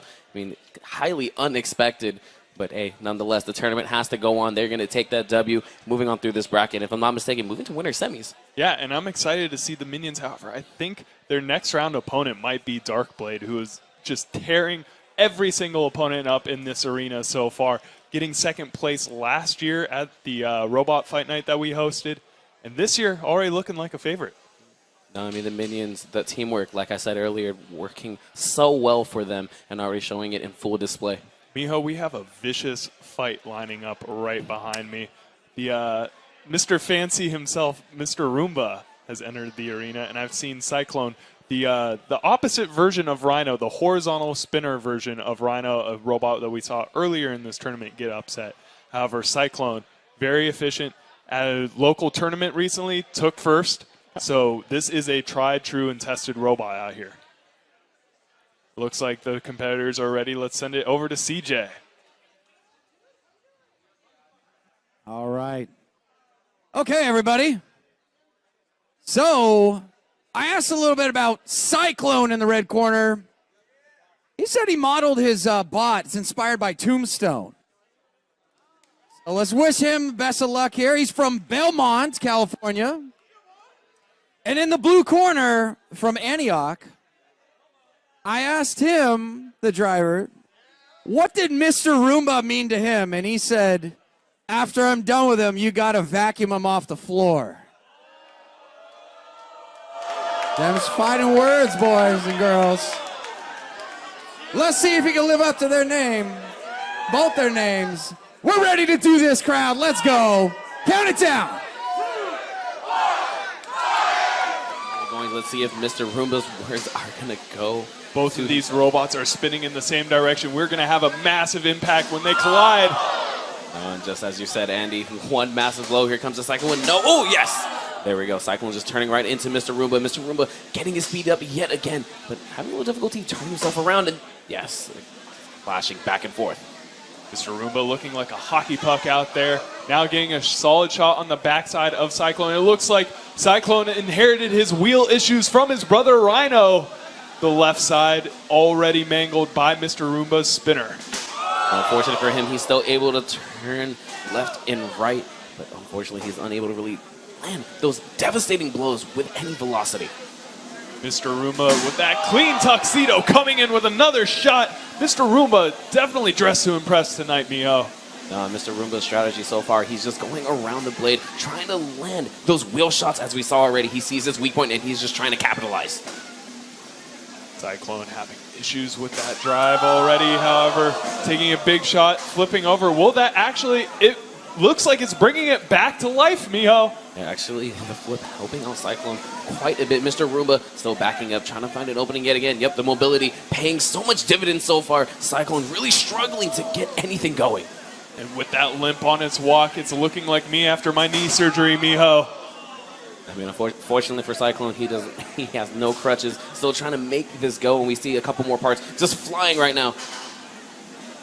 Mr. Roomba still coming in very aggressive. However, it looks like there's a little bit of instability, but not any more unstable than Cyclone after that shot. Cyclone's blade just spinning over and over. Doesn't matter what he's hitting, but he is facing back up. But unfortunately, unable to turn himself around to try to hit Mr. Roomba. Mr. Roomba possibly going in for one more hit. Yes. And that is going to be it. This fight is over. Mr. Roomba versus Cyclone. The audience seems to enjoy what they've seen. We're going to send this one over to the arena side judges for their decision. But Miho, what'd you see in that fight? I mean, this fight was just explosive. Right out of the gates, going into one another, blow after blow. And like you said, Andy, they were spinning in the same direction. And when we saw those blows, both of them were flying. And really, the real point of difference in the match was the fact that that wheel wasn't working right there. And unfortunately for him, it might go ahead and cost him the match. Yeah, both robots, you know, while they did a little bit of cosmetic damage to each other, both were pretty much working very well at the end. You'd expect that with these punishing weapons that these two robots do have, that there would have been more damage, but both built incredibly well and driven incredibly well, Miho. Yeah, no, I mean, after the first few blows when they're going at one another, it really just looked like Mr. Roomba was trying to work around to get the shots that really mattered for him to just go ahead and propel himself to try to get this W. But it's looking like the judges are ready. See them looking at me. Let's go ahead and get this decision.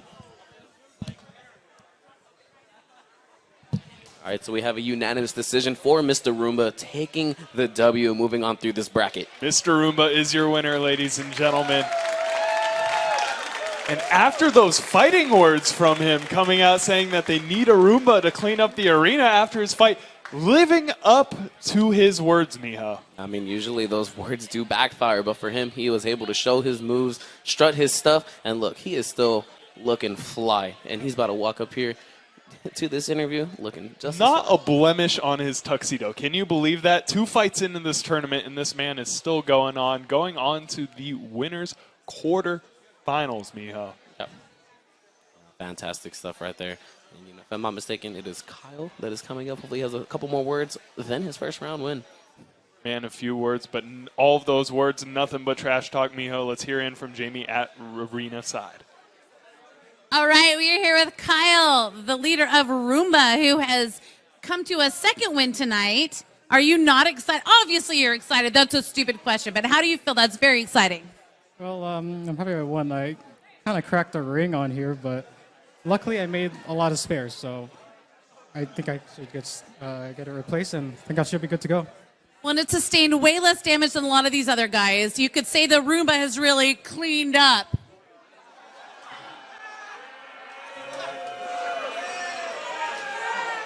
See, I'm going to get booed way more tonight than you ever will because you're actually a talented person with a cool robot.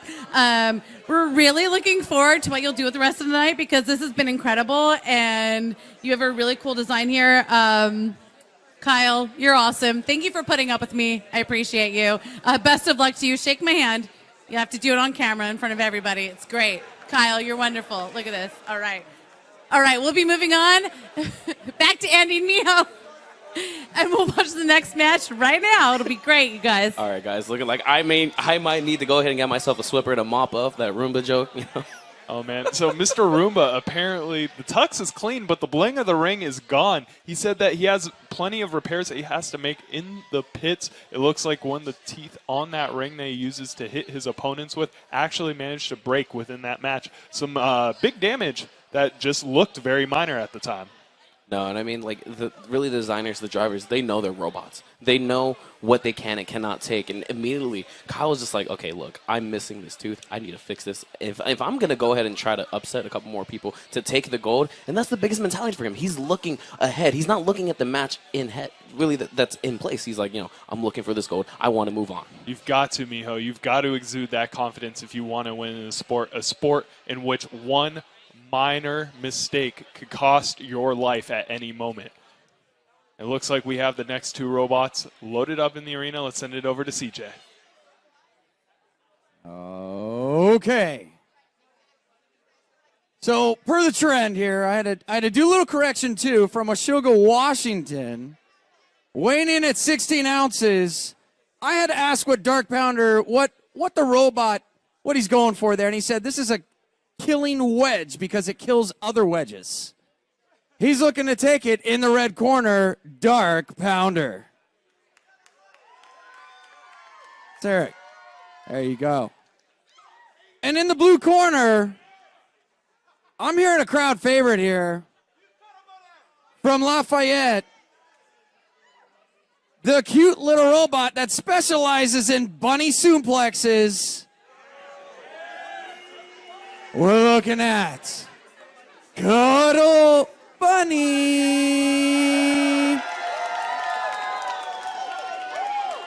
So much cuteness. Let's do the countdown. 3, 2, 1. All right, here we go. Let's see if Dark Pounder is able to make Cuddle Bunny a main course. But Dark Pounder already just going right in there, trying to land these devastating blows and already looking just like it.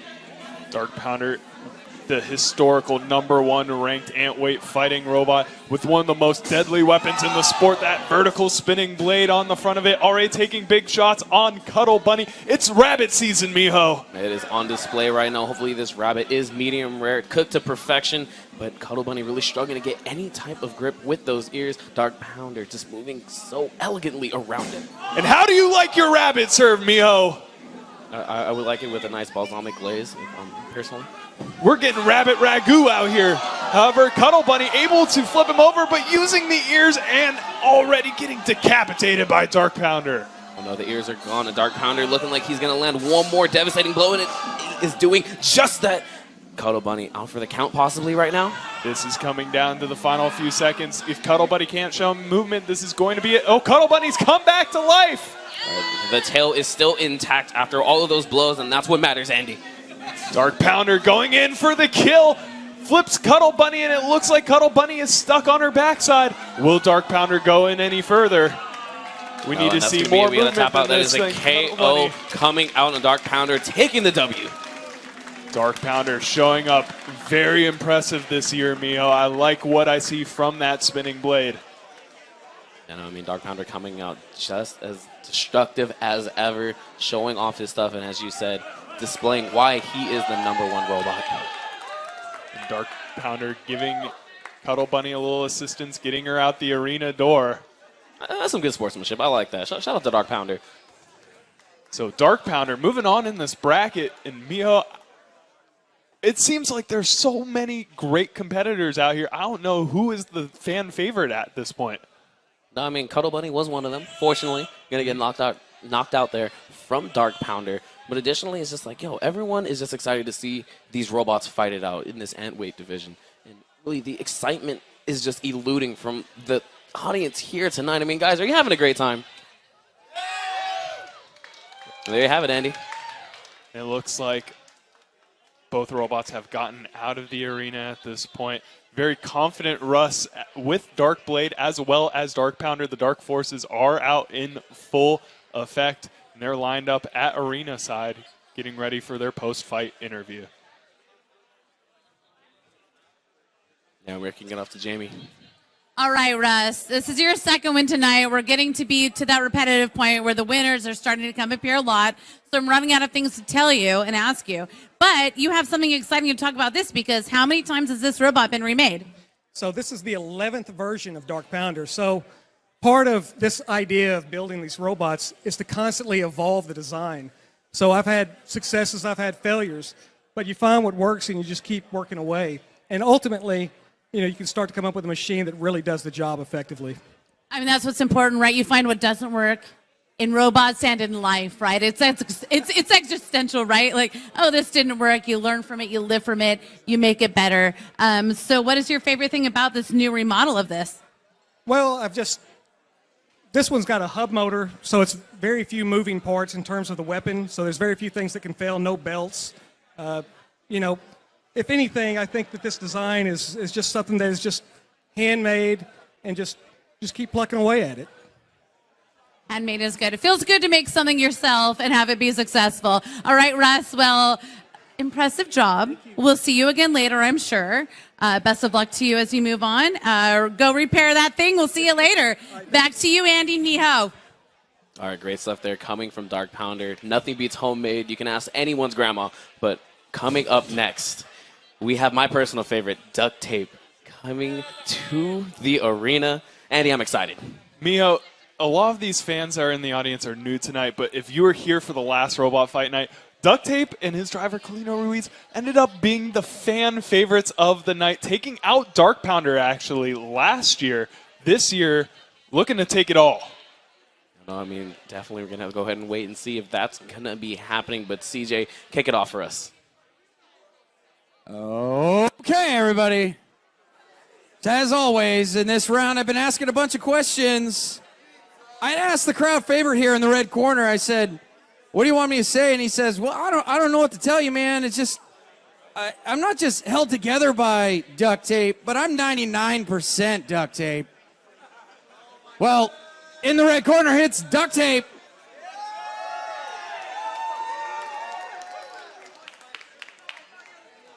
And from Texas here, I had to ask him, I said, well, the robot you're driving, what can you tell me about him? He said, it was kind of hot about 10 years ago. I don't know, it's kind of old news now. I'm still driving it, though. It's my little jalopy.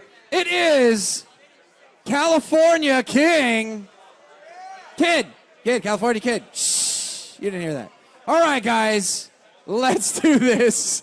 Let's do the countdown. 3, 2. All right, California Kid and Duct Tape coming right at it. Duct Tape spinning around his weapon. California Kid coming in probably for the first blow and still keeping up the pressure. Miho, California Kid is being driven by Ian McMahon, our guest at large for the night. And it's actually a robot that I built 10 years ago that he's driving for the night. But it looks like both robots may have debilitated themselves in the beginning of this match. Duct Tape not spinning. No, it's actually quite unfortunate. Duct Tape is getting a little bit of spin from his blade, but California Kid getting no type of motion right now from his weapon. No, hopefully he's still mobile, maybe able to get a couple of these flits, but he has to make himself scarce to even try to put himself in position to take this away. Yeah, this is what's unfortunate about these spinning weapons. They pack so much power in their own weaponry. Sometimes they end up breaking themselves, and it's just unfortunate to see both weapons break simultaneously. Who is going to win this match at this point, Mio? How do you judge this? Look, whoever gets the most taps, whoever gets the cleanest blow running into one another, I mean, at the moment, it is looking quite close. You can look at Duct Tape. He has those claw thingies on him right now. Might be able to make something happen of it, but California Kid not going out without a fight. Miho, it looks like the judges are scratching their head. They're looking for coins in their pockets at this point. Look, they're playing Ring Around the Rosie right now. These two robots going head to head. There we go, still making a couple of snow circles out of the debris from the predecessors from the last few matches. This is the robot equivalent of Winter Olympics figure skating out here, Miho. Partners coupled. All right, now a couple more blows coming from California Kid. Has Duct Tape to his back, but Duct Tape able to just swing away. All right, we got a stalemate, guys. This is it, last 5 seconds of this match. California Kid, Duct Tape, a few good blows to start the match. However, we see both robots ended up debilitating themselves within the first 20 seconds of the match. Yeah, no, after those first few blows when their blades were functional, really just going at one another. But at the end of that, it was just quite even going at one another for the remainder of that match. It's going to be difficult to judge who won that fight, Miho, but what did you see in that first 20 seconds? I saw carnage. I saw debris flying. I saw blades. You know, I saw what everyone expected to see. Some good old robot on robot action.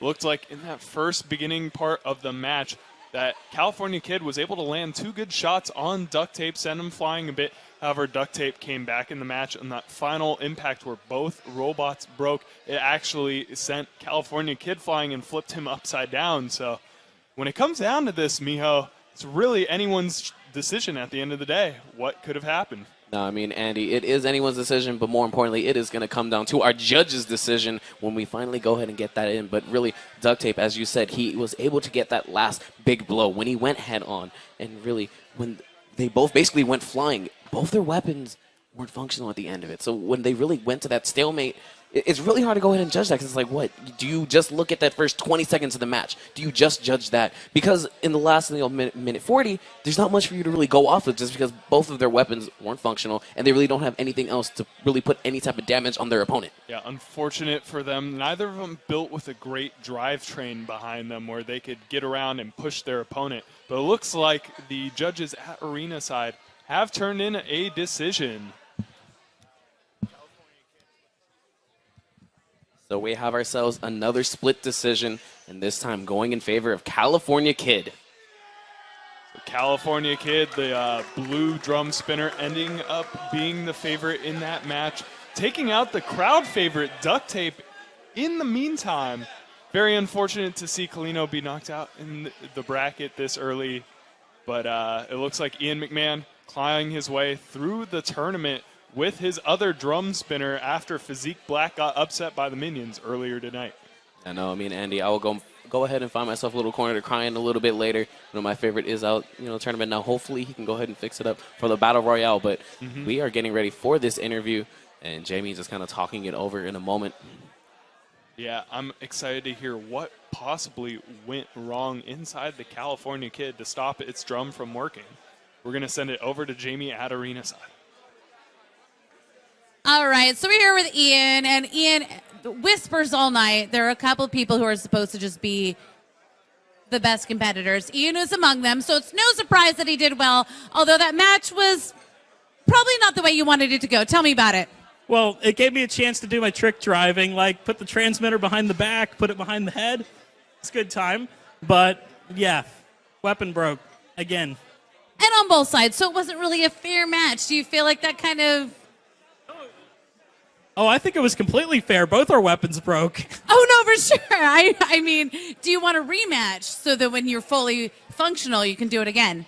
No, I just want to face it with Physique Black, not this. Okay, that's very fair. Do you have to make many repairs before your next round, or are you ready to go? Just going to put these screws back in and hope it holds. I don't think it will. You don't think it will? I do not think that it'll hold. All right, easy times. We're excited to see how well things do or do not hold. Ian, it's been fun watching you so far. We'll see you again later. Back to our casters. Let's see more. Good stuff from Ian right there.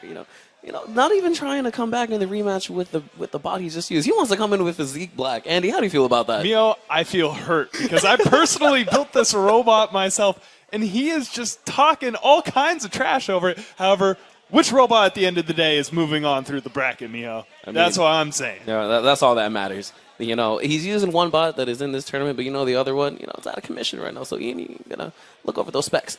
Ian's definitely got his work cut out for him. However, it sounds like that the motor keeps detaching from the frame of the robot, which is causing the drum to hit the ground and not get started again. No unfortunate stuff. Hopefully, with a little bit of downtime he is going to be having, can make the adjustments that he needs to really possibly take his next round and move on to that gold. All right, but we are set and ready. CJ, take it away. All right, guys. Let's do this. 1, go! Pizza Slicer making his first appearance and already just coming right up in there. One of the favorites here at the tournament, getting flipped over, but immediately coming right back up with his blade, the vertical slicer, trying to just find an opening, but I like the defense coming out from all defense so far, but taking a big blow and getting launched. Here's the thing, though, Miho. When your robot is built like a brick, that means you're going to take all of the impact. There's no give when this blade hits you, and now Pizza Slicer behind, getting the reach around on his opponent. Oh, and it's looked like Pizza Slicer did some big damage there. Might have just malfunctioned something, maybe a wire loose or something, but doesn't matter. Look like All Defense is struggling to really get anything going or even move at the moment. All Defense, it looks like no more movement is coming from him. His tires have stopped. Your winner by knockout is Pizza Slicer. Yeah, Pizza Slicer doing a little victory dance right there and a very dominant performance, taking out his opponent under a minute. And really, to no one's surprise, Pizza Slicer coming out here very strong. Yeah, Pizza Slicer, a returning champion from last year, already looking very effective in its first fight tonight, sending All Defense flying throughout the arena. Miho, what do you like about Pizza Slicer so far? Well, for one, he is a food that everyone enjoys. You know, he's a fan favorite of everyone. You know, it's 2 a.m. What else are you going to get? Probably a slice of pizza, honestly. But no, additionally, I do like the design, the vertical blade, actually putting in a lot of damage. You know, if you do not have a solid front, you're going to be taking so much damage. And even as we saw with All Defense, having that nice solid frame, still taking those heavy blows. I mean, that blade on Pizza Slicer actually weighs so much. I believe its builder, Emmanuel, said it was 4 ounces. So it's about a quarter of the weight is just in the blade alone, not even just the motor with it too, which counts even more additionally on top of that weight. Pizza Slicer definitely with one of the more powerful weaponry in the tournament. However, also an equally impressive drive behind it, Miho. No, but fantastic stuff from Pizza Slicer. And here we go, interviews, kicking it to Jamie. All right, we are here with Orion, just like the Constellation, my favorite one, who is the driver, not the builder of... I know it's Pizza Slicer. I was looking at you. But a fan favorite and one that people have been kind of afraid to go against. How does that feel? Oh, it feels pretty good. It's nice to kind of already have them psyched out even before you get in the arena. The robot drives great. It's in great form. Emmanuel built a solid robot. It's awesome. So having not designed it yourself, do you still understand the inner workings? Are you able to manage it and control it in a way that is going to make it undefeatable like it has been in the past? It's kind of a household name at this point. Yeah, so it's actually very similar to some of the other bots that I've built. I've built a 3-pounder and a smaller robot than this that are both the same build style. And so I think that's why Emmanuel picked me to drive it since he couldn't be here today. Hey, so it's easy. It's old news. You got this. Easy win. You're feeling confident. Yeah, it should be great. All right. Well, Pizza Slicer, keep on keeping on, and we'll see you later. I'm hungry, so let's get some pizza. All right. All right. Take it away, Andy and Miho. All right, thank you, Jamie. And again, congrats to Pizza Slicer moving on through this tournament. Ladies and gentlemen, please stay tuned. That is the end of this round of the Antweight action. We will actually be taking a quick break, but we will be right back with all the robot action you need. Stay tuned. All right, guys, welcome back to Bot Bash Cup. Hope you guys enjoyed those last few matches, but we are moving on to the winners quarterfinals. You know, the next 4 matches lined up, but the first one's going to be very exciting. We have Dark Pounder going against MC Fry Pants. Actually, it's Dark Blade going Dark up Blade, against okay, my bad. MC Fry Pants. No worries, Miho. I know it's difficult to keep these dark forces straight.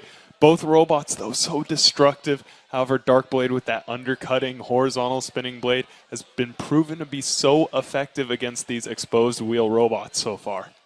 No, I mean, we saw that last match. Dark Blade just basically obliterated his opponent. So let's see if he's going to keep up the momentum, or will MC have something to say about it? Yeah, MC Fry Pants in his previous match ended up going the distance with Rhino in an actual controversial judge's decision right between them, split decision. But MC Fry Pants, very powerful weapon, very maneuverable robot. However, not very much defenses against the blade of Dark Blade. No, but without further ado, CJ, let's kick it off. What's up, everybody? Thank you for sticking through that break. We hope you got some drinks. We hope you're nice and liquored up and makes the competition more sexy. Here we go. In the red corner, weighing in at exactly 16 ounces, he is Dark Blade. And in the blue corner, I asked a little bit about MC Fry Pants. He said he's gunning for this guy here. He's been trying to beat him for a bit. There was hatred in his eyes. Very menacing look. He's ready to beat the crap out of Dark Blade. It's MC Fry Pants. Let's do this. 2, 1. Both competitors getting up in there. Dark Blade and MC Fry Pants going in with some big blows right away. MC Fry Pants actually going on top of Dark Blade, but still taking some more hits. That was actually incredibly nerve-wracking for Dark Blade if you are him. The one part of your robot you have exposed is right on the very top, so if MC Fry Pants is able to climb over the top and get a good shot, he could take this match. But looks like they're going right back to looking for an opening, but still Dark Blade putting in some good damage, aiming at those tires right now. Even though MC Fry Pants trying to get around, but still taking a big shot. It looks like one of those tires is getting loose right now. Miho just barely hanging on for life, but MC Fry Pants dancing away from Dark Blade, trying to get a better position on him. No, not even just getting positioning. He's making sure that the wheel that is coming loose, trying to keep it away from that blade, so great awareness being displayed from MC Fry Pants. MC Fry Pants doing a little dance around the arena, trying to get to the weaker sides of Dark Blade. However, Dark Blade with that huge undercutting blade, it's very difficult to find an angle that you could come in on him. No, but still the blows keep coming and coming. MC Fry Pants just struggling to get anything going, unable to really put his blade in the front to put on some damage, but even if he does go in front, the long range coming from Dark Blade making it so difficult for him to get anything. Dark Blade looks like he's been delivering enough solid blows that MC Fry Pants is no longer moving. He will be counted out in 10, 9, 8, 7, 6, 5, 4, 3, 2, 1. This fight is over. KO victory via the timeout. Countdown. That Dark Blade and moving on. That blade is so menacing on Dark Blade. You see the little black bits everywhere in the arena. That's bits of MC Fry Pants' frame as well as those foam exposed tires. Lots of destruction coming out there from Dark Blade. Again, that blade putting in so much work for him, putting on so much destructive force. And MC Fry Pants, going to be eliminated now. Yeah, that blade is definitely nothing to be reckoned with, Miho. Looked like MC Fry Pants could have had a little bit better of an opportunity than either of us expected going into this match to take something from Dark Blade. However, Dark Blade, veteran of the sport, able to keep himself out of the way of that drum on MC Fry Pants and cut into him and debilitate him by the end of that match. I mean, Andy, there was one key situation in the early goings when MC Fry Pants was right on top of him, had a solid opportunity to possibly get that head of him that was exposed, as you highlighted earlier. Fortunately, he was unable to do that. Yeah, Dark Blade actually has exposed wiring on the top of his robot. So if MC Fry Pants managed to finagle his way in there, he could have gotten something. However, that is something to note, that could be the key weakness that the next opponents be looking for against Dark Blade to try to take him out. I mean, really, with that design, it's going to be difficult for any of his opponents to try to make that happen, but we are kicking it to Jamie for the interview. Russ, we are back with you again because you keep killing it. Well, I try. Well, you try and you succeed. So tell me about your design here, because you clearly have had to adapt it to become such a champion, and how have you worked to make it the best that it's become tonight? Well, actually, a year ago, or just over a year when we did the last competition, one of Emmanuel's robots, Pizza Slicer, his other robot, I'm blanking on the name of it, I think Double Stuff, it bounced and actually nicked the battery. So this time I actually had to add armor to the top of the robot, which was basically what MC Fry Pants was trying to hit. So once again, lesson learned, and was able to get the win. So you'd say that you guys, because you're all so close and work together, that you learn from each other, you learn from your mistakes, and you work on that to improve yourself. Absolutely. I'm part of a group, same as Emmanuel, as WAR, Western Association of Robotics.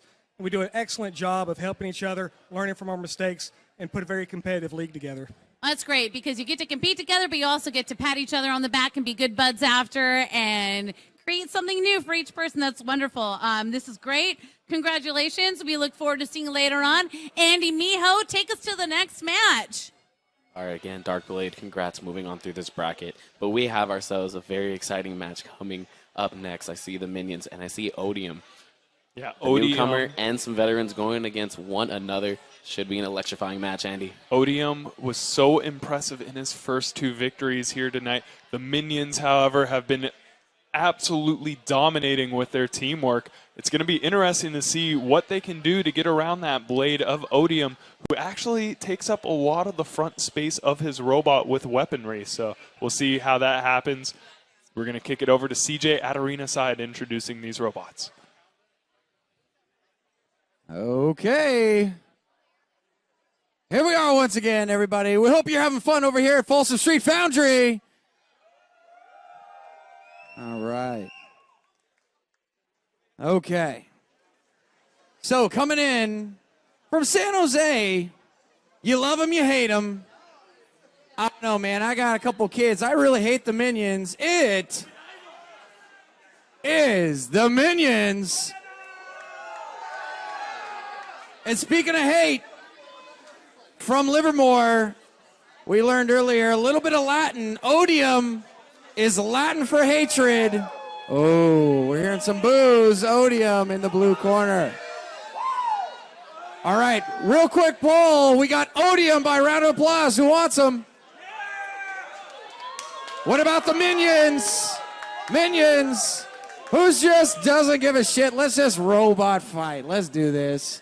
Count it down. 3, 2, 1. All right, here we go. The Minions already going on the offensive right away, going straight into Odium, doing a solid blow, but Odium fighting right back.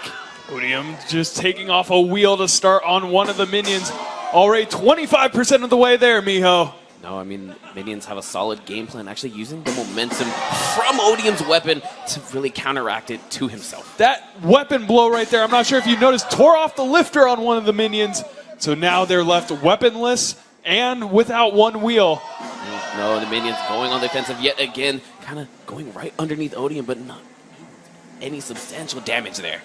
Odium has been so impressive. These hits have been so powerful so far. So nothing but sparks flying at the moment. Odium looking like he is in control, trying to find another opening, still has all his mobility, and again, such blows flying. This is impressive, Miho. A newcomer in Odium able to take the blow coming out from that shot, ended up impacting himself into the arena wall, still is moving like nothing even happened. Oh, and the biggest takeaway right now is that one of the Minions is actually unable to move, so the advantage that the Minions have is actually gone. And it looks like this one Minion left over, the one who had its lifter ripped out of it at the beginning of this fight, managing to cling on to life. And it looks like the guts are hanging out, Miho. This robot has been annihilated. Your winner is Odium. The intestine is just showing all over these robots, and look, it is just dismantled. You can't even fix that thing right now. Oh my goodness, Miho. The crowd is going off. Odium. I feel it, crowd. I'm excited too. Miho, this might have been the most impressive showing that we've seen here tonight. Yeah, I mean, not only a newcomer coming in, but a very impressive newcomer. His design definitely showing that it is paying off. As we saw him going against DDT earlier, an improved design off of that robot, and just doing it a lot better here tonight. Yeah, this miniature, somewhat of an undercutter, somewhat of a drum style of weapon. When I first saw it, I didn't know how it would perform, and it looks super effective, Miho. No, I mean, Kyle, the driver, ended up letting us know that he wanted to take an unorthodox and new approach that someone really has taken the risk to do. And look, that risk is paying off for him now, and he is moving on to the winner semi side of it. Miho, I can tell you as a competitor in the sport, there's nothing more embarrassing than having to use a broom and dustpan to pull your robot out of the arena. And the Minions are doing just that. 2 robots that enter into the arena at the same time, and none of them came out. No, unfortunate stuff there, but no, congratulations there. Coming out really from this driver and just moving on through the bracket. Looks like Odium is ready and over at arena side with Jamie for the post-fight interview. Odium, another win for you tonight, and the Minions had been doing so well. Congratulations, that's a big win. Oh yeah, thank you. I'm just having a real blast here. It just, yeah. So what is your strategy going against 2 little bots when you have one? That seems to be an intense situation. Well, multi-bots can be a little tricky because, they They can come at you from two different angles, 2 different sides. They can both gang up on you. But I was trying to get around, get a good angle, just get something to really grab a hold on to. That then hopefully just send them flying into the wall. Which you did, and from what I hear, you were just against one of your close friends, right? Absolutely, David Lau. He's one of the first builders I ever met, and I consider him a really good friend. Well, you know what? Sometimes you compete against your best friend and you win, you lose, but you know what? You all come out winners because you stay close. Congratulations for beating the Minions. They were a real good crowd favorite. Best of luck to you, Andy, Miho. Let's see the next battle. What a run Odium is having here tonight, still in the bracket with 3 wins under his belt. Let's see if he can go ahead and keep pushing forward. And it's great to see that he's not letting all of these wins go to his head. This man staying humble, just appreciative of being here for his first ever robotics tournament. But Miho, this man is dominating so far. No, I mean, really, he's gone against other competitors that have so much more experience than him. But again, it comes down to design. It comes to the fact that it is paying off so much for him, and these other competitors aren't ready for it. They were not ready to deal with Odium today. We saw Dark Blade right before him, a robot that's been around since 2004 with a similar weapon to Odium. But it looks like even Odium may have taken that design and just up the level of competition with it. No, and that's going to be exciting if those two actually do face off, clashing against one another. But looks like we have Mr. Roomba coming back up again right behind us. Yeah, I'm excited to see Mr. Roomba entering the arena again. One of the cooler, more beautiful robots crafted here at the Folsom Street Foundry. And this man talks a lot of trash and backs it up, Miho. He also cleans it, so more importantly. He definitely cleans the trash. There you go. Touche. His opponent also loading into the other side of the arena, I believe, is going to be Dark Pounder, possibly. Yes, it is Dark Pounder loading into the arena. Another one of the dark forces, as you were talking about, Andy. Historically #1 ranked robot of all time. So we'll see how Mr. Roomba is able to battle against this coming up right next to us. Miho, I will note, however, Dark Pounder is one of the most perfect designs to take on horizontal spinners because of his titanium-coated body and all of the angled surfaces. It's going to be interesting to see if Mr. Roomba can even get a grip with his blades on his robot. Definitely something we're going to have to go ahead and look out for. But first off, CJ, take it away. All right, Folsom Street Foundry, we got another one heading up for you. In the red corner, you heard him just describing it. He's hailing from Washington here. He told us that he's the killing wedge. He is Dark Pounder. And in the blue corner, there's probably a lot of jokes, but I can't think of one. His name is Mr. Roomba.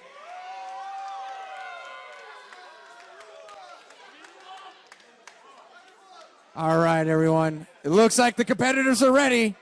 Drinks are in hand. Let's do the countdown. 3, 2, 1. This highly anticipated match is going underway, and Dark Pounder just trying to come in right away, swinging in, coming all the way in. Oh, and Mr. Roomba getting flipped over, still flipped over, but his design looking like he is able to survive. Just can't really move anywhere. Dark Pounder is so nimble, and he's being so aggressive, not allowing Mr. Roomba to spin that blade up to full speed. Oh my goodness, a ceiling shot, Miho.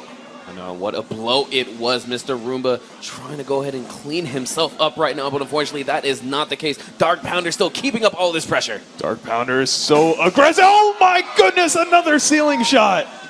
No, Dark Pounder is still not done, lining up for yet another one, and it's looking like Mr. Roomba's taking some substantial damage third again. Ceiling shot. Are you kidding me, Miho? But look at this, Mr. Roomba taking all of this damage, and he is still moving. Oh, we got a flip coming in. I'm not sure if that was designed or if there's just another flip going in there. Dark Pounder's proving to everyone why he is the #1 ranked all-time robot. This robot has been around since the early 2000s, iterated on 11 times, but he's on his back. Will he be able to turn back over? He does. Yeah, Mr. Roomba unable to take advantage of that opportunity. And that's what constant design iterations do, Miho. They allow you to improve on your former robot. Maybe an older Dark Pounder would have been stuck on his back and disabled. Even after all of these blows coming out from Dark Pounder, Mr. Roomba just surviving, still able to move, but ooh, as I'm saying that, not looking like that will be too much longer. I can't believe how well built Mr. Roomba is to take this punishment from Dark Pounder. However, he is starting to come to pieces. But he's flipped on his back one more time. The tuxedo still is on lock, still looking as fashionable as ever, but looking nice. And that takes you so far. That is a tap out, Miho, in the final 12 seconds. Mr. Roomba can take no more, and your winner is Dark Pounder. Wow, I mean, what a match right there. Almost going down to the wire, but it was looking like all Dark Pounder the whole time. Relentless with all his aggression, continuously getting all of those blows, ceiling shot after each ceiling shot. There was a total of 4 ceiling shots during that match, Miho. That was absolutely incredible showing from Dark Pounder. What is even more impressive to me was Mr. Roomba kept going after all of that abuse.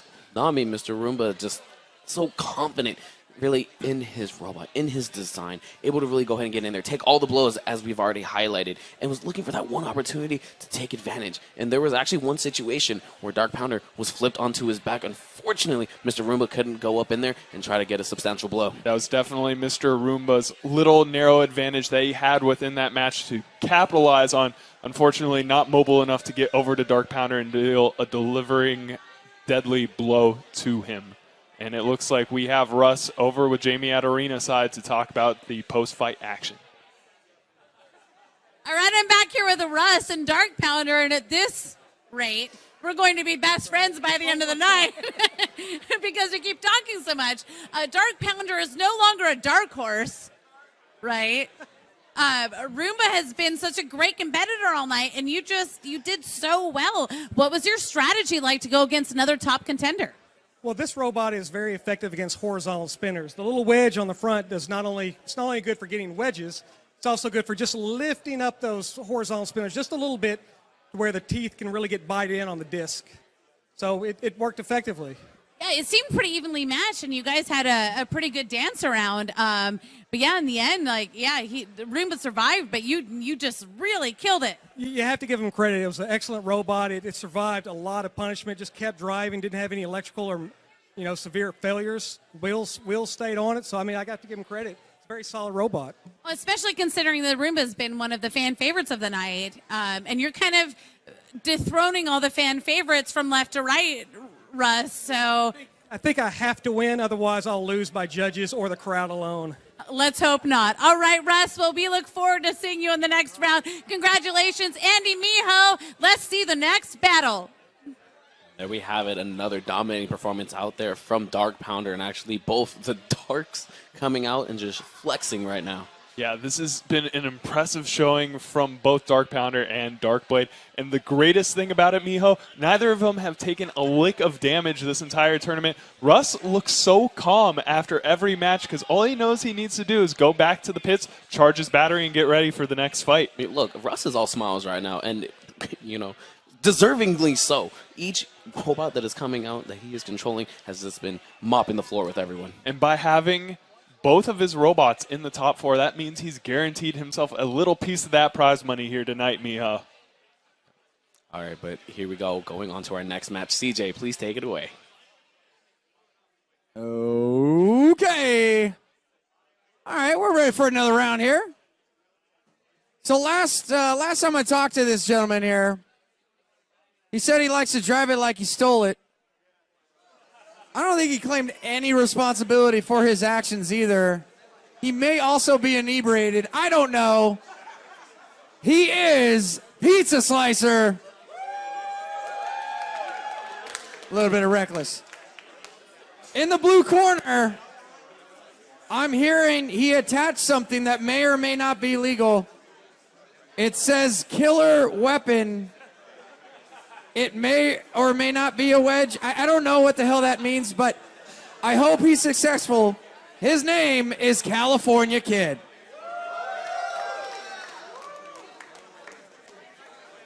And so the competitors are ready. The Foundry is ready. I think we're doing this. Let's go. 3. CJ highlighted California Kid coming in with the most deadly of weapons coming in, charging in, but unfortunately Pizza Slicer showing why his is actually a lot better. Yeah, we saw in the previous match from California Kid that his drum spinner was disabled by duct tape. Now replacing that with a laminated wedge on the front. It looks like somebody's tax return has been taped to the bottom of the robot. Well, hopefully he gets something on that return right now. Definitely looking like he is going to owe something back to the state. Now Pizza Slicer just hunting him down. Has him right where he wants him. A wheel is falling off already. And it looks like this robot's been debilitated. He's stuck in the corner. We're going to count this thing down. 10, 9, 8, 7, 6, 5, 4, 3, 2, 1. Your winner by quick and swift knockout, Pizza Slicer. I know. Another victory from Pizza Slicer underneath a minute. And, you know, to no surprise to anyone, I mean, California Kid coming in with a weapon that was not functional. Additionally, end up losing a wheel. It's going to be very difficult for you to go ahead and try to get any type of W's like that. Yeah, Pizza Slicer also being the returning champion, Miho. Even with a working drum, it would have been an uphill climb for the California Kid in this fight. And Pizza Slicer has just been making such quick work of all of his opponents, cutting them like pizza. No, I mean, hopefully there's some type of pepperoni, maybe even a combo, but nonetheless, Pizza Slicer has come here trying to reclaim the gold as he did 1 year ago, Andy. That means we have our top 4 robots all lined up. We have Pizza Slicer, Odium, Dark Pounder, and Dark Blade as your top 4 competitors of this event. 3 of them will end up cashing out at the end of this. I mean, we're definitely going to have to wait and see how this is going to go ahead and play. You know, there's a lot of experience. There's a lot of newcomers there. But coming up, we have Pizza Slicer for his interview.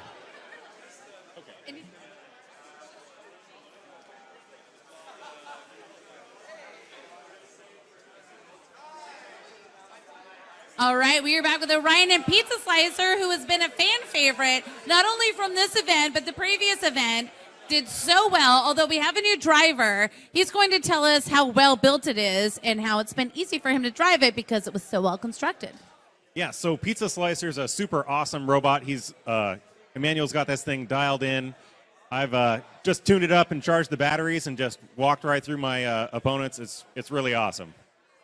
Well, don't be too hard on yourself because although it's constructed very well, you are still the driver and you are still killing it in terms of driving and you're doing a very good job. And you're getting down to the final and the nitty-gritty. So how do you feel about moving forward? Oh, I'm definitely going to try and go all the way with this. Do you feel confident that you could take it all? Yeah, definitely. All right. Well, Pizza Slicer, slice me up a slice because I'm hungry. And let's see if you get all the way. Best of luck to you, Andy, Miho. What's in store for us next? All right, guys, our top 4 is set, as Andy was saying, but we are before. You know, we're going to take one more quick break. But after that break, we are actually going to be having the Royal Rumble, so to say, with all the bots. One of the most impressive traditions in the sport of robot combat where all of the competitors who you've seen earlier who are able to still function go into the box at the same time and fight simultaneously. It's something you do not want to miss, and it's coming up right after this break. All right, welcome back, ladies and gentlemen, here to Bot Bash Cup. I know this is a segment that everyone is quite excited for. We have the Rumble coming up, some good old rock'em sock'em robots. Andy, let the people know what they're in store for. This is a favorite tradition of robot combat as a sport. Every single robot that you've seen tonight that was eliminated earlier that is still working is in the arena behind me. All together at the same time. We're going to see about 8 robots inside fighting it to the death or until 5 minutes are up. And the winner is decided by the audience here. So we're going to send it right down to the arena for the start of this Rumble.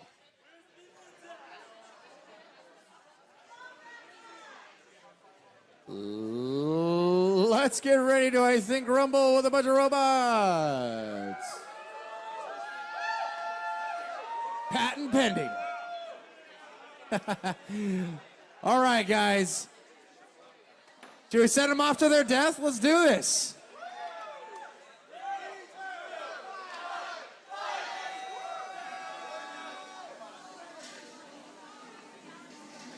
Are on deck, especially Whoosh.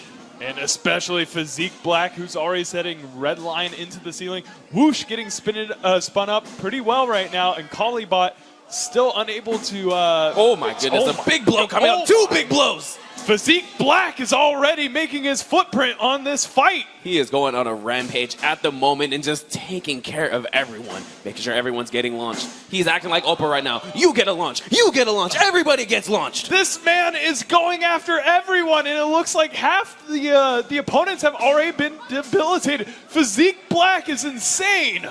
I know Bot isn't looking too pretty right now. Kind of just had a runaway, but Physique Black just mowing over the competition. Oh my goodness, Physique Black. No. Oh my God. Physique Black just tearing into his opponents. Physique Black with a shot on Batbot.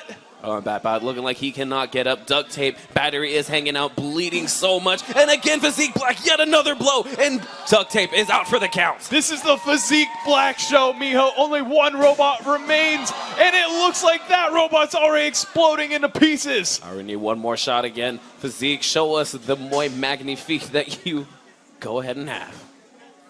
My goodness, Miho, when I knew that Physique Black was one of the best robots in the country, I didn't think it was this amazing. Already debilitating 6 robots in its wake. One more left standing. The last bot just trying to just run away for its dear life, but you have 3 minutes and 15 seconds. Can you stay away for that long? Darth Dado, the final remaining robot in the arena. No blade anymore. And it looks like he's been balanced on top of another oh, coming back to life, Miho. Darth Dado still running around, trying to find some type of way to deal with Physique Black, but it is looking very difficult. Just kind of spinning round and round, and that blow should go ahead and do it. Physique Black standing tall. Physique Black, your dominant Rumble winner here tonight, and he did it all in under 5 minutes, killing every single robot in the arena. So this is this Physique Black that we were supposed to see earlier. This was the Physique Black we all came here to see. I am thoroughly impressed, Miho. That's going to be it, your winner by oh, Physique Black. He's actually saying this Rumble isn't over, giving a cheap shot to Red Lion. Let's get these robots out of the arena. However, we have to get to our semifinal matches. Physique Black remaining ruthless. Just trying to get these last-minute licks, and oh my goodness. He's making sure these robots cannot leave. All right. That should be it. Does this man have no mercy? Physique Black, your winner. All right, the motor's off. Looks like we're going to be moving on right now. But what a performance coming up from Physique Black. Just flexing his stuff, showing why he is the best robot in the nation. Very unfortunate to see that tonight. He couldn't get one side of his drive going in one of his matches and ended up losing because of it. Miho, I was told that it was the number 1 seed curse that he got hit by tonight. Okay. So it's actually a recurring theme. Yeah, last year Dark Pounder was our number 1 seed, and if you remember correctly, Duct Tape ended up getting underneath him and causing the massive upset that knocked Dark Pounder out of the tournament.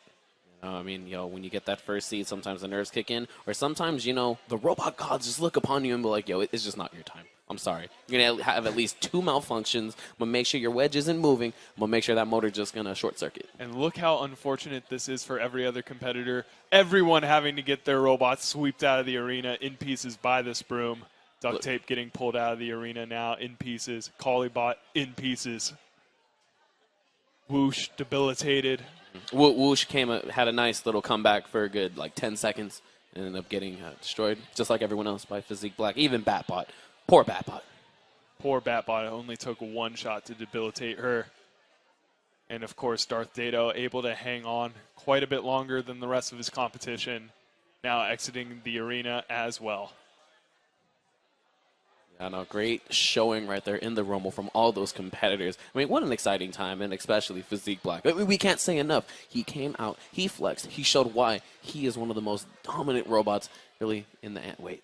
I don't think I've ever seen a more dominant weapon, just from a weapon perspective, Miho. That blade was so efficient, so loud, you could hear it whirring like a jet engine in the background, and every time it punched an opponent, it just killed it in 1 shot.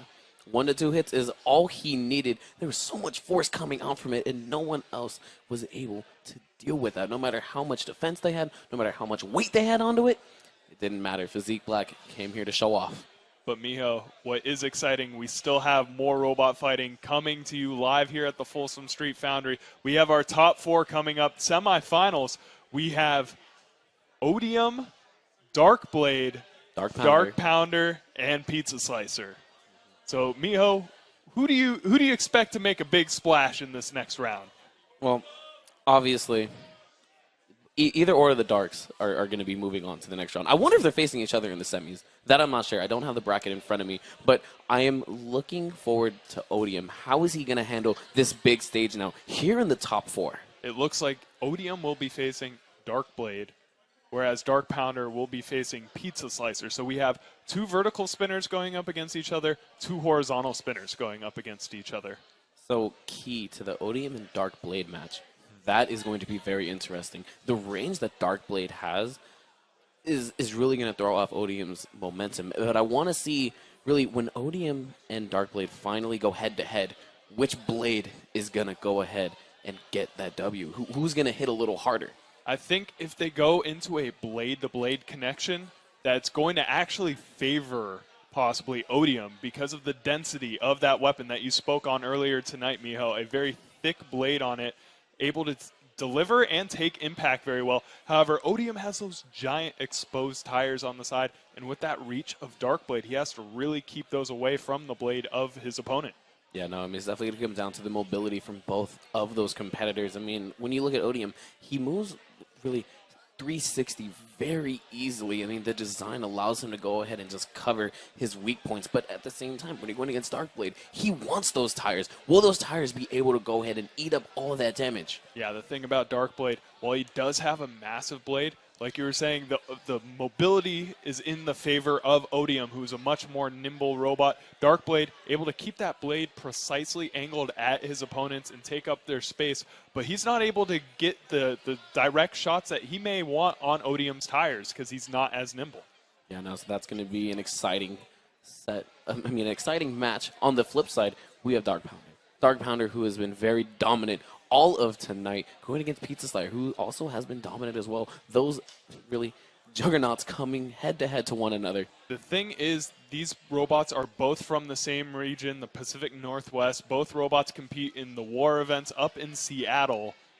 They have fought each other multiple times. I do not recollect the score between these two opponents, but I remember seeing videos of Dark Pounder actually beating Pizza Slicer in the past. I'm not sure if Pizza Slicer has returned the favor. What will really come down to, at the end of the day, is whose wedge on the front of the robot will get under the other one and get that first impact. No, but that's going to be exciting to see both of those matches coming up next. But for our first one, CJ, please take it away. Okay. We're coming to the end of this thing here. It's getting real serious, and I can tell you why it's getting serious, because the names of these robots here. Odium, which is Latin for hatred, coming out of Livermore. He is in the red corner. And going down this this more serious route here, we got in the blue corner, Dark Blade. Latin for hatred, Dark Blade. We're getting pretty serious and dark up in here. I think we're ready to compete. Let's go. Let's count it down, Folsom Street Foundry. 3, 2, 1.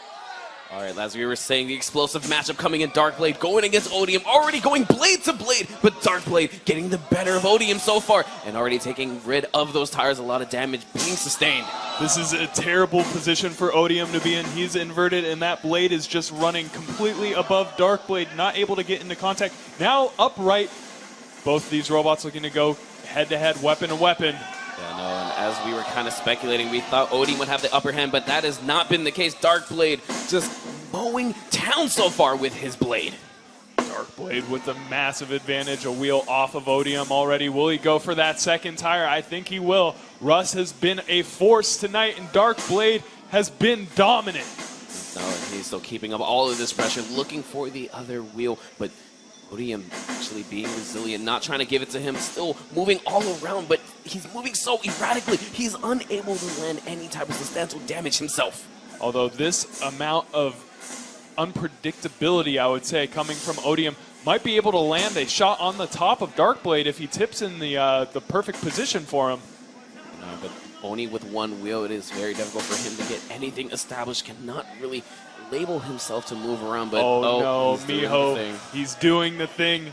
If you have a flat surface you could get stuck on, it will happen to you. 5, 4, 3, 2, 1. This fight is over. Your winner is Darkblade. Yet again, Darkblade with a very dominant performance. I mean, in the early goings, they were going back and forth, but we saw Darkblade getting the better end of the blade-to-blade action. And again, some good sportsmanship already being shown from Darkblade, kind of pushing over Odium. Yeah, so Odium definitely in a bit of pieces, but he will have to make a quick turnaround, Miho. There is a 3rd and 4th place playoff match. Odium is not completely out of the tournament just yet. He still has the opportunity to get 3rd place, fighting the loser of the other side of the bracket. Let's give a round of applause to Odium for his first tournament out here. Darkblade now moving on to the finals once again. Actually, our runner-up at the previous Bot Bash Cup at the Foundry that we did last year. Up and down, looking like he might be able to go ahead and do that again, or hopefully taking the gold. Odium still being taken piece by piece out of the arena. Russ didn't look like he's sustained too much damage on Darkblade, however. That's great for him, knowing that he's going into the grand finals with another opportunity at gold. I think really the only damage that Russ probably got is something from his blade, but, you know, nothing, you know, a little tightening we'll go ahead and help him out with. Yeah, Russ is just such a great builder. His robots, not only impressive with their offensive weaponry, but also just their resiliency. They have not taken any damage throughout this entire tournament. We're going to kick it over to Russ and Jamie down at arena side. We don't have much else to say. Russ and I have spoken so many times in the winner's circle over here that we've just become best friends. I think mainly at this point, my job is to keep him from doing repairs on his bot. And so I'm just keeping him here to give him time out. She's the equalizer. The equalizer. I'm totally kidding. Congratulations. Thank you. Wonderful. You've done so well. What do you think in your design has made you so successful? I think it was just luck. Blind luck. I actually built this robot, and it really hasn't changed since. And it was just maybe just a lucky shot. I don't think luck has anything to do with it with all your wins. I think you're going to do very well, and I can't wait to see how this all plays out. Go fix your buddy, and we'll see you again soon, I'm sure. And by the next interview we have, we'll be even more best friends. All right, Andy Miho, let's see how it goes. All right, here we go. Darkblade moving on, but Russ doesn't have himself too much of a break. Gonna have to go ahead and control Dark Pounder now on the other side of the winner's semis bracket. I mean, he's just going to need to take Darkblade right over his table, slap that thing on the battery charger, and it's going to be good to go. It sounds like he took no damage from that fight, and then make the quick turnaround, run back to the arena, and load in Dark Pounder for his next fight. But I mean, hey, Russ is feeling very confident, but we have to wait and see. Does Pizza Slicer have anything to say about that? Will Pizza Slicer make it back to the winners finals, trying to go for that gold yet again? Here's the thing about Pizza Slicer. Its weapon is so impressively powerful that if he manages to land just one clean shot on Dark Pounder, that could be lights out. However, on the other side, Dark Pounder has been made so well with all of these defensive edges on it, perfect wedges that are difficult to get underneath. So Pizza Slicer being able to deliver that one solid shot might not ever happen during this next fight. Yeah, no, but Andy, that is something to go ahead and look out for. But this is going to be one for the ages. Two incredible competitors going head-to-head right now. You know, I'm excited. You're excited. The audience has been absolutely spectacular tonight. And we're giving them more robot carnage in just a second. Both these robots are coming to the arena. I am looking forward to seeing the weapon impact that's going to happen in this fight, because both robots famous for sending their opponents straight into the ceiling. Yeah, no, the head-to-head is what's going to pay dividends, especially with both of them. If I'm not mistaken, having the vertical. The vertical weapon Yeah, it definitely is one of the most impressive vertical spinners, both of them. What's great about that weaponry is that when you hit your opponent, all of the equal energy that's sent back into your robot is deflected into the floor. So that's why you see these vertical spinning robots are so much more stable than the horizontal spinning ones. Horizontal spinning ones obviously have their own advantages, like reach advantage, but the vertical spinners, definitely some of the more stable and vicious competitors out here. I know, beautiful stuff and great insight, Andy. Thank you. But CJ, please take it away to introduce these two incredible competitors. Okay. All right. So I did a little bit of research here, Folsom Street Foundry. I hear there's a rivalry going on between these two gentlemen. So apparently they faced off with different bots in a different class before. And gentleman driving Pizza Slicer is coming off a loss here. There's a little bit of, he wants to take this win over Dark Pounder. So let's get this going here. I can feel a little bit of tension in the room. It got a little more serious. In the red corner, we have Pizza Slicer. And looking to continue his reign over Pizza Slicer's driver here. In the blue corner, we've got Dark Pounder. You've got a drink in hand. We're ready to count. Let's frickin' do this. One, go. Here we go. Pizza Slicer already coming right out of the gates, trying to find an opening, but immediately going at one another. Dark Pounder taking a lot of damage there, flipping back and forth. And now Pizza Slicer has the backside of Dark Pounder. Something has come off of Dark Pounder. It looks like one of the wheels has fallen off. What a beautiful hit right there onto Dark Pounder, sending him flying, but Dark Pounder not going out without a fight. Again, launching Pizza Slicer up as well. Oh, and Dark Pounder still so nimble with only one wheel, able to fork around to the side of Pizza Slicer. Even with that one wheel, he's able to go ahead and position himself correctly to get some good hits, but Pizza Slicer has to find himself really away from that limited mobility. Now Dark Pounder, being completely made of titanium, thick titanium at that, has been able to take these huge shots, and now Dark Pounder returning the action. Losing his face right there and unable to really establish himself back onto the ground. Oh, his guts are showing. This might be a great opportunity for Dark Pounder, and looks like he got something there. It looks like that debilitated Pizza Slicer. Your winner of this match is Dark Pounder. And we have ourselves an instant KO, and it's looking like Russ has to play himself in the grand finals. Very exciting stuff here, Miho. Dark Pounder versus Dark Blade as your grand finals. Third, fourth playoff match going to be Pizza Slicer versus Odium. And I'm loving what I'm seeing from the Dark Forces tonight. I mean, what an opportunist Russ is. He immediately saw that the armor and the covering of Pizza Slicer came off, found his one opportunity, this sliver opportunity, because he already lost the wheel, to get up in there, slice some type of wire.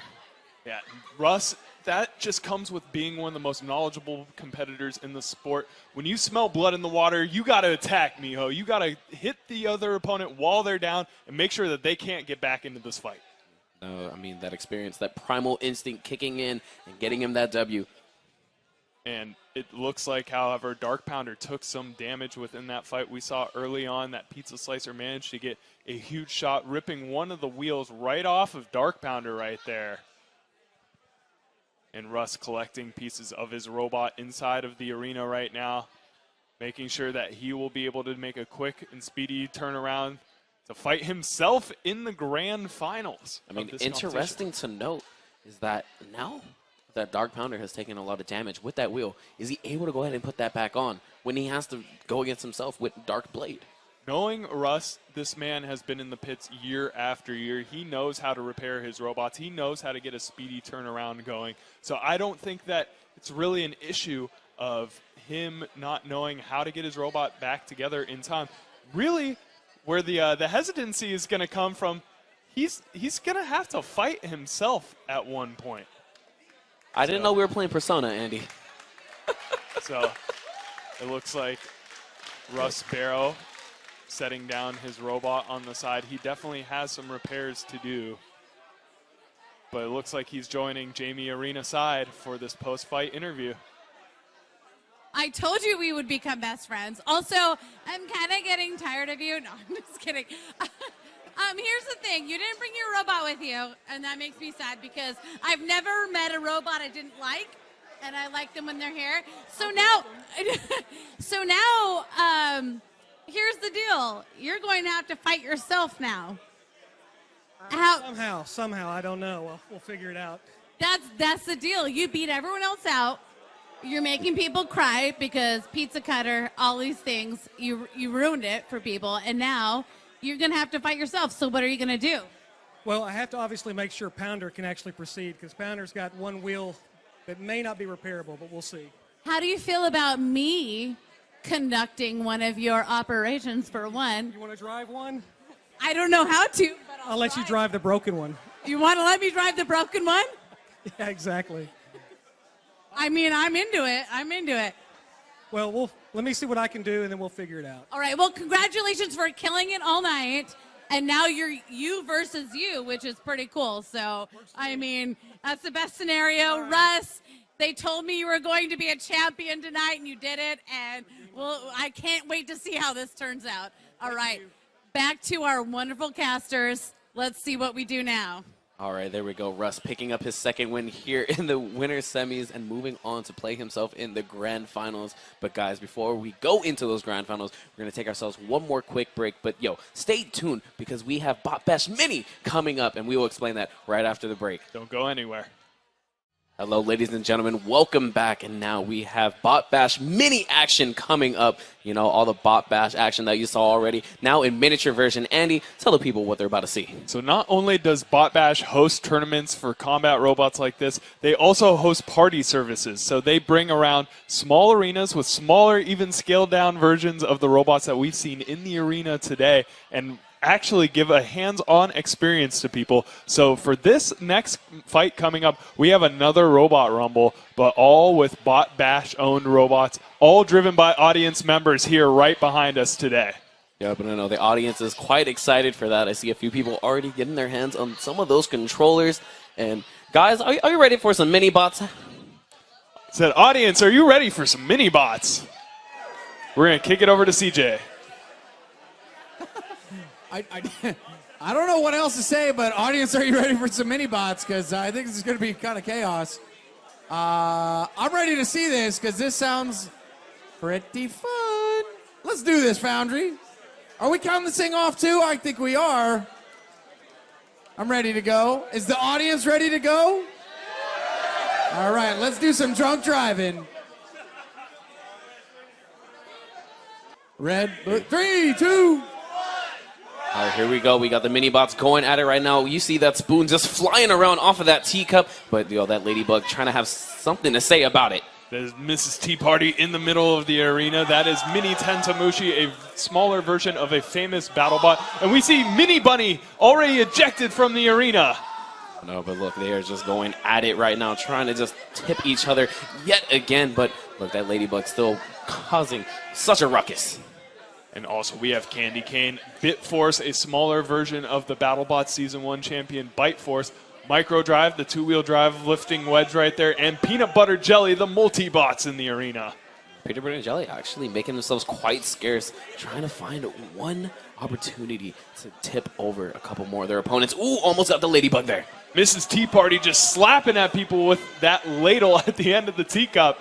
Not the most effective, destructive weapon, but definitely a humiliating one at that. She's definitely asking everyone, how many lumps of sugar do you want?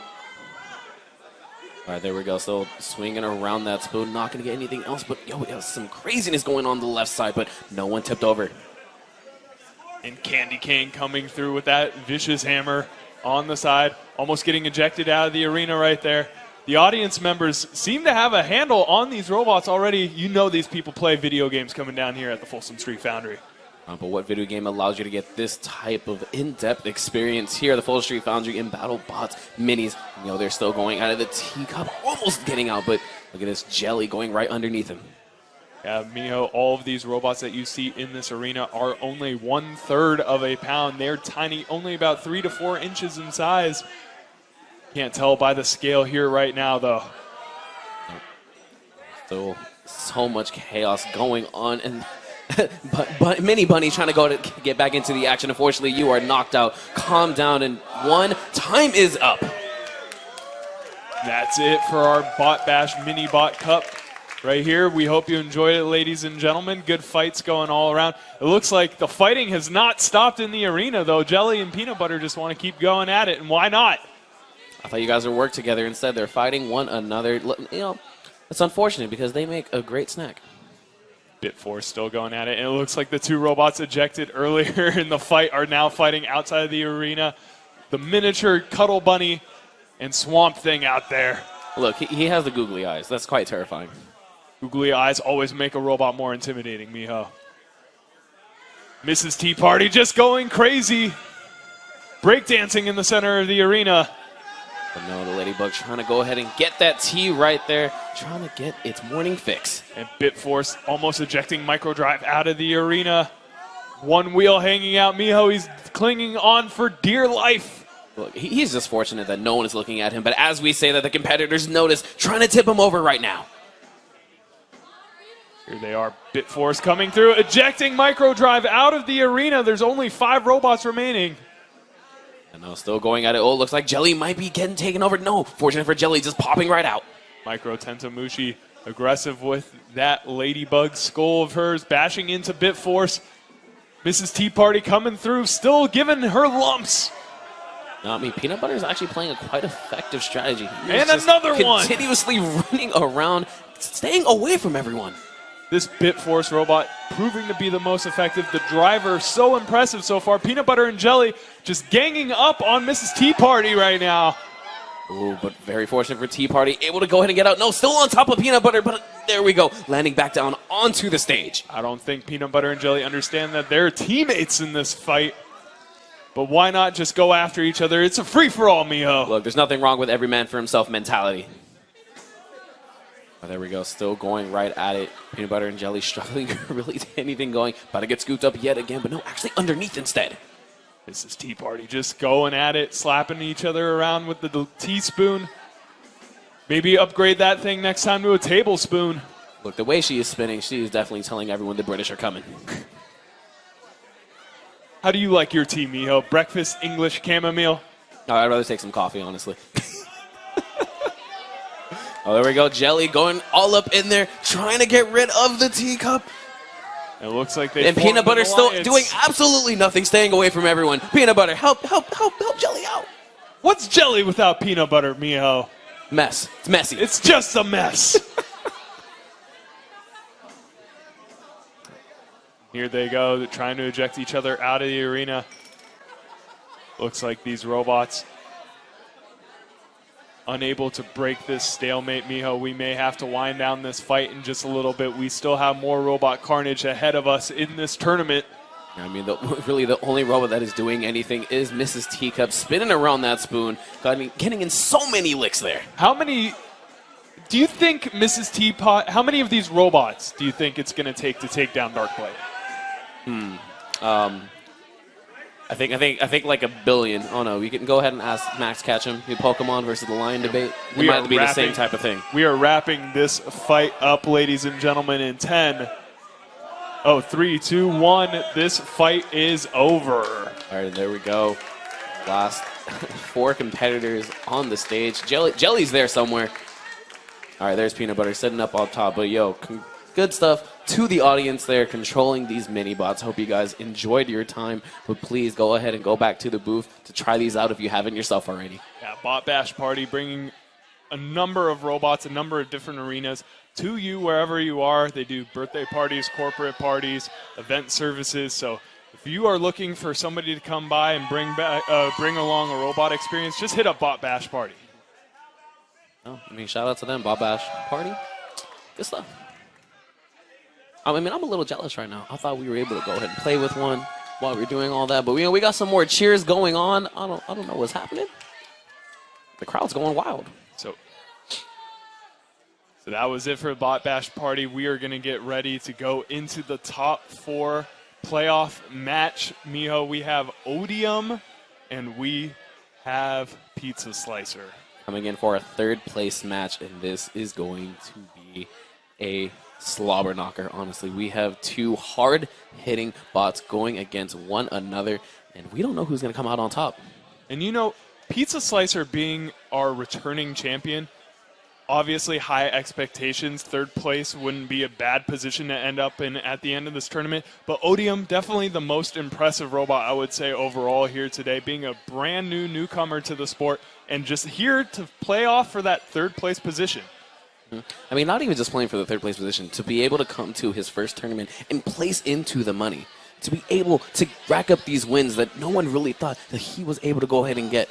Like we said earlier, his risky design actually paying off and kind of possibly changing up the whole meta for Bot Bash. Yeah, I think that undercutter drumette kind of hybrid weapon that he invented for this tournament may be something a lot of other competitors want to look at moving forward. Proving to be very effective and hard-hitting with what he was doing out here today. Yeah, no, definitely. I mean, for those of you that watched the stream earlier, the hits that he was getting, they were substantial. They were explosive. They had everyone launching up to that ceiling or kind of just leave them really unable to move.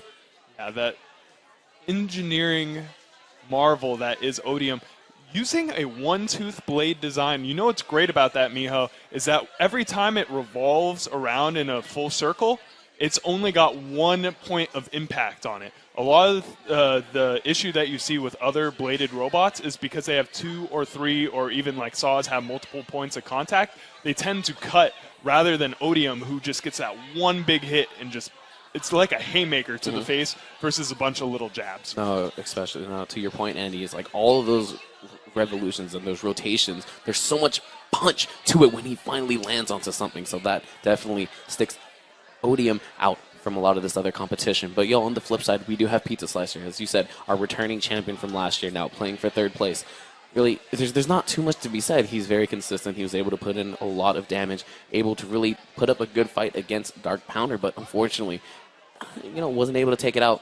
Yeah, Dark Pounder, though, being the #1 ranked robot of all time, it is a very difficult matchup for Pizza Slicer to deal with. He had his opportunity in that match when he got around to the backside, took off a wheel of Dark Pounder, and was just digging into him and getting big hits. But Dark Pounder, with its nimble nature, able to flank around, hit that front plate off of Pizza Slicer, and expose the battery, and that was it.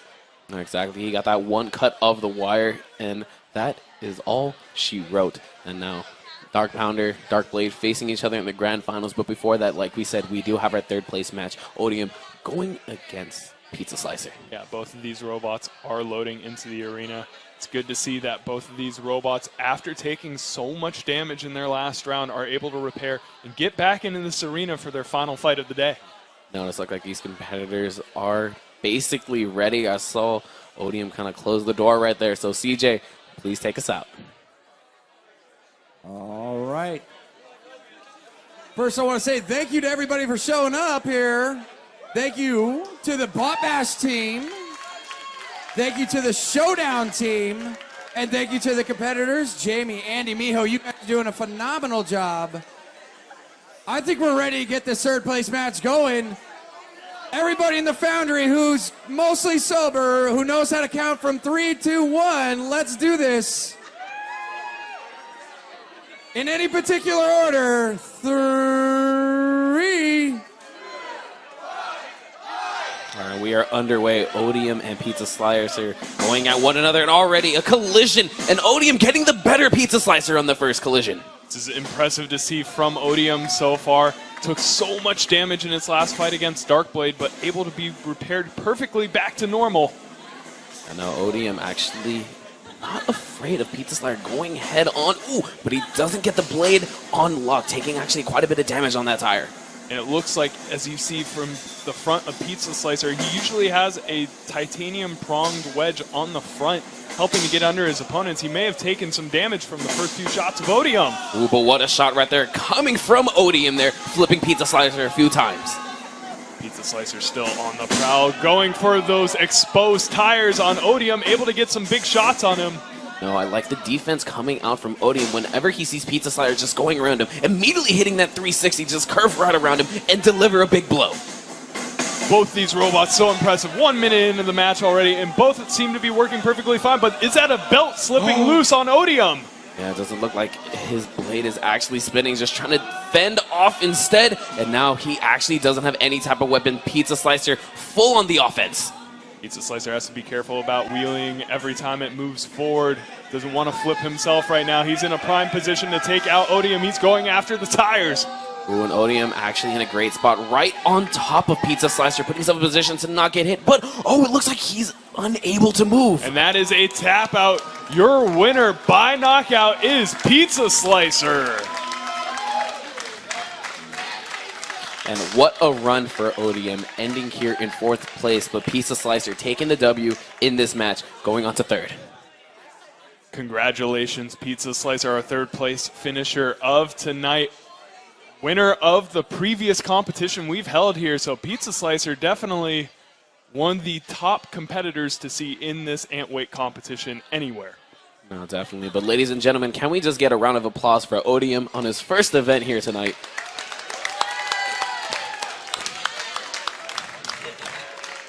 Odium was definitely awesome to see, Miho. I love this design. Brand new builder to the sport. I'm hoping to see a whole lot more of David actually as he continues. He's going to the upcoming Robo Games here in April, the International Robot Combat Championship at Alameda in the Pleasanton County Fairgrounds. So I mean, that's actually quite exciting, especially now that he has a good amount of experience under his belt. So when he goes into that tournament, now he knows what adjustments he has to make, really what designs he's going to have to tweak for his robot to go ahead and try to take the gold moving forward. Pizza Slicer, on the other hand, proving that his design seems to be darn near impeccable.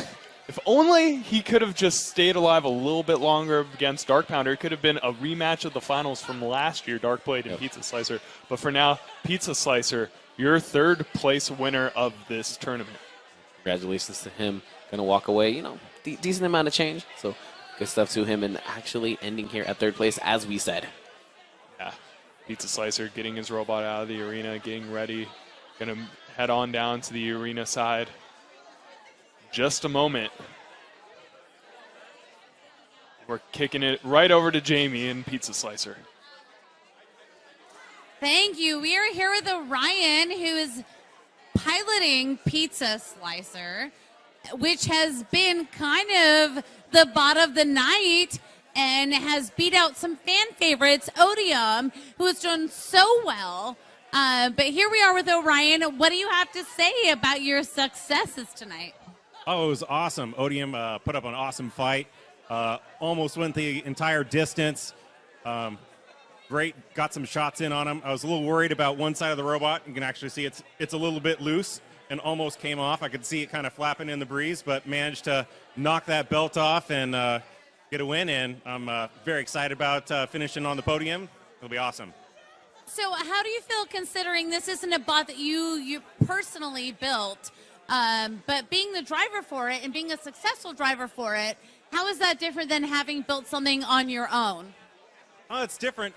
With my own bot, I really know all the ins and outs of it, and basically I've had this robot for 2 days prior to this to just kind of poke at it and figure out how it works. It's pretty simple. It's similar to some of the other builds that I've done, but it's an awesome driving robot, and really hats off to Emmanuel who built this robot. It's great. So someone built it well, and you drove it well, and it made you a success tonight. Well done, Orion, and thank you so much for speaking with me. Back to you, Andy and Miho. Let's see some more robot fights. All right, one more time, congratulations to Pizza Slicer placing 3rd place, guys. Can we get a round of applause? All right, and as you all have been waiting for our highly anticipated finals match, we have Dark Blade going against Dark Pounder. Andy, are you excited as I am? Let me set the stage for you, Miho. Russ Barrow has been competing for about 15 years with these two robots. And so far to this date, he's managed to get to the grand finals multiple occasions, but he's never fought his own robots against himself. He usually concedes one robot to the other. However, he wants to put on a show for everybody here tonight. He is actually going to fight for the first time Dark Blade versus Dark Pounder in the arena right now. Miho, I couldn't be any more excited for this grand finals. And I think everyone is excited just like you. CJ, please take it away. All right. So we did a little bit of research. Obviously, the man, Russ, cannot captain both robots. Well, maybe he can. That would be pretty entertaining, too. But the man piloting Dark Blade, name is Zach here, is his longtime rival. These guys go head-to-head, state to state, wherever they go. So you could probably imagine that Zach wants Russ to destroy both robots.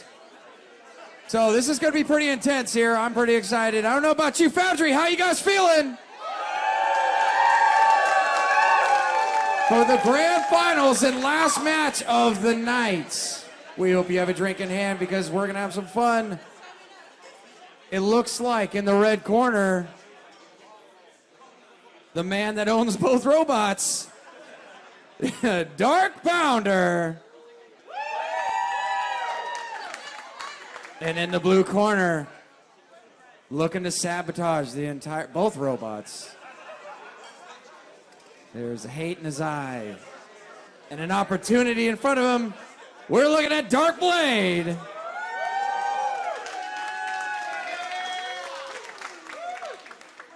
Grand Finals begins now, everybody. Let's have some fun. Count it down. 3.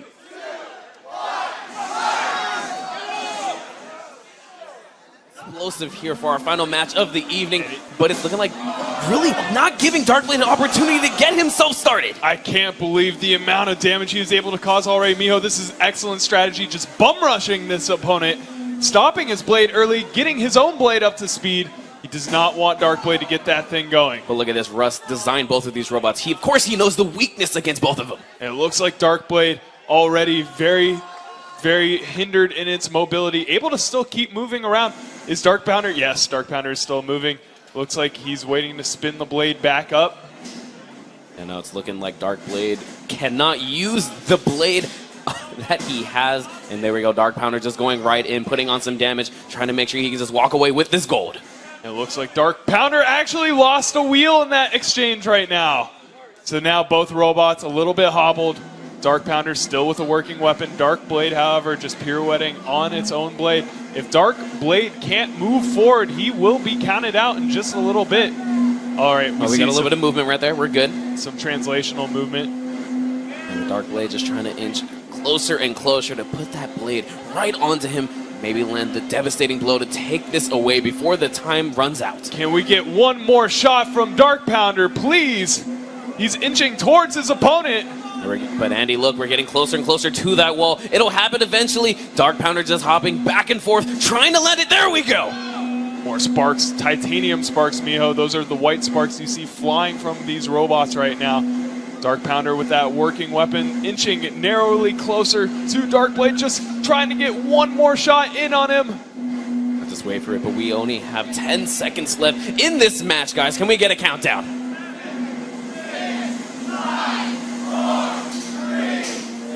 A couple more blows coming out from Dark Pounder, and that is it. Ladies and gentlemen, our final match of the night, and this is going to go to a judge's decision. Miho, we got what we wanted to see. Some big shots coming from Dark Pounder, coming from Dark Blade. Looked like Dark Pounder able to just rush the battle box, get over to his opponent, and not allow him to spin up, and that seemed to be the perfect strategy for Dark Pounder. I know, I mean, like I highlighted earlier when the match first started, Russ designing both of these robots, understanding the weaknesses that each of them have. He looked at Dark Blade, chose Dark Pounder, he was like, yo, if anyone can beat my robot, the robot I already have, so let me just go up in there, let me make sure he can't get himself established, and let me walk away with this W.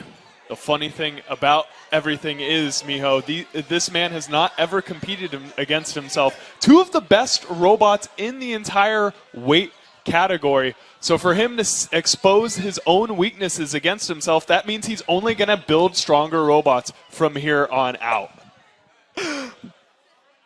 All right, ladies and gentlemen, I have it in from the judges, and a unanimous decision, Dark Pounder walking away with the gold here tonight. Ladies and gentlemen, that is it for this tournament. Dark Pounder is your winner of the Antweight 1 pound division at the Bot Bash Cup. And I know Russ has to be walking home happy, $900 richer. Look, he got first and second place. Like, you can't be happier than that. I mean, what was great to see also was that he didn't completely destroy his own robots. He had something to go home with at the end of the day. So he had a little compassion. You know, if it was any other competitor, they would have put some more damage into it. But himself, he was like, all right, look, I already got the W, basically. Let me just relax. Let me just move a little bit. And eventually, you know, I'll let the time run out. A win-win scenario for Russ Barrow and Dark Pounder. Good stuff to him. He is celebrating right now with his robot over at Arena Side, walking over right now. Miho, it's been an exciting event tonight. Glad to see Russ doing great, taking it. And speaking of Russ, here we go. We have the interview ready. Jamie, take it away. All right, Russ, we kind of knew that you were going to be a major competitor tonight. And you know what? This is the ultimate because you ended up fighting against yourself. That's the first time ever. First time it's ever happened. I've had to fight myself. I didn't want to, but we must be entertained. You did so well, and you had so many positive, wonderful robot magicness that you ended up fighting yourself. Yeah, like I said, it's been a good night. There's a lot of very strong competitors here. I think appreciate Andy and the entire Showdown team. Oh, there you go. You had to turn around to see what it was. You couldn't have remembered it just by being around it. No, I'm teasing you. I'm teasing you, Russ. Russ, I'm teasing you. Congratulations so much on your big win. It was incredible watching that match. I felt like I was watching like two Cylons like duke it out. It was really wonderful. You really have created something amazing, and you should be really super proud. Anything you want to say before we cut out about your huge win? Congratulations. This is dedicated to Ron Palmer, my good buddy from 2007. That's it. All right. Well, thanks a lot, you guys. Thanks for watching the show tonight. Russ, our big winner, twice with 2 robots. Thanks again. We will catch you another time. Come to Showdown again. Bye-bye. Bye-bye. All right, guys, what an exciting event finally coming to conclusion. Congratulations to Russ and Dark Pounder taking first place, additionally second place with Dark Blade, but hey, nonetheless, a W is a W. But guys, that is going to be it for us. I hope you enjoyed the show, but first we have some shout outs. Bot Bash Party, thank you for go ahead and making this happen. Showdown coming in, putting on this production, putting on the venue, and speaking of venue, Folsom Street Foundry and the staff, thank you so much. Yeah, this has been an exciting event. Thanks to you, Miho, being a co-caster alongside me. Thank you to Jamie at Arena Side with these wonderful interviews, and congratulations to Russ Barrow and the Dark Forces for taking it tonight here for the first Bot Bash Cup of the year. Ladies and gentlemen, this is our wrap-up. I'm Andy Sorrow, this is Miho, and we're signing out. Have a great night, guys.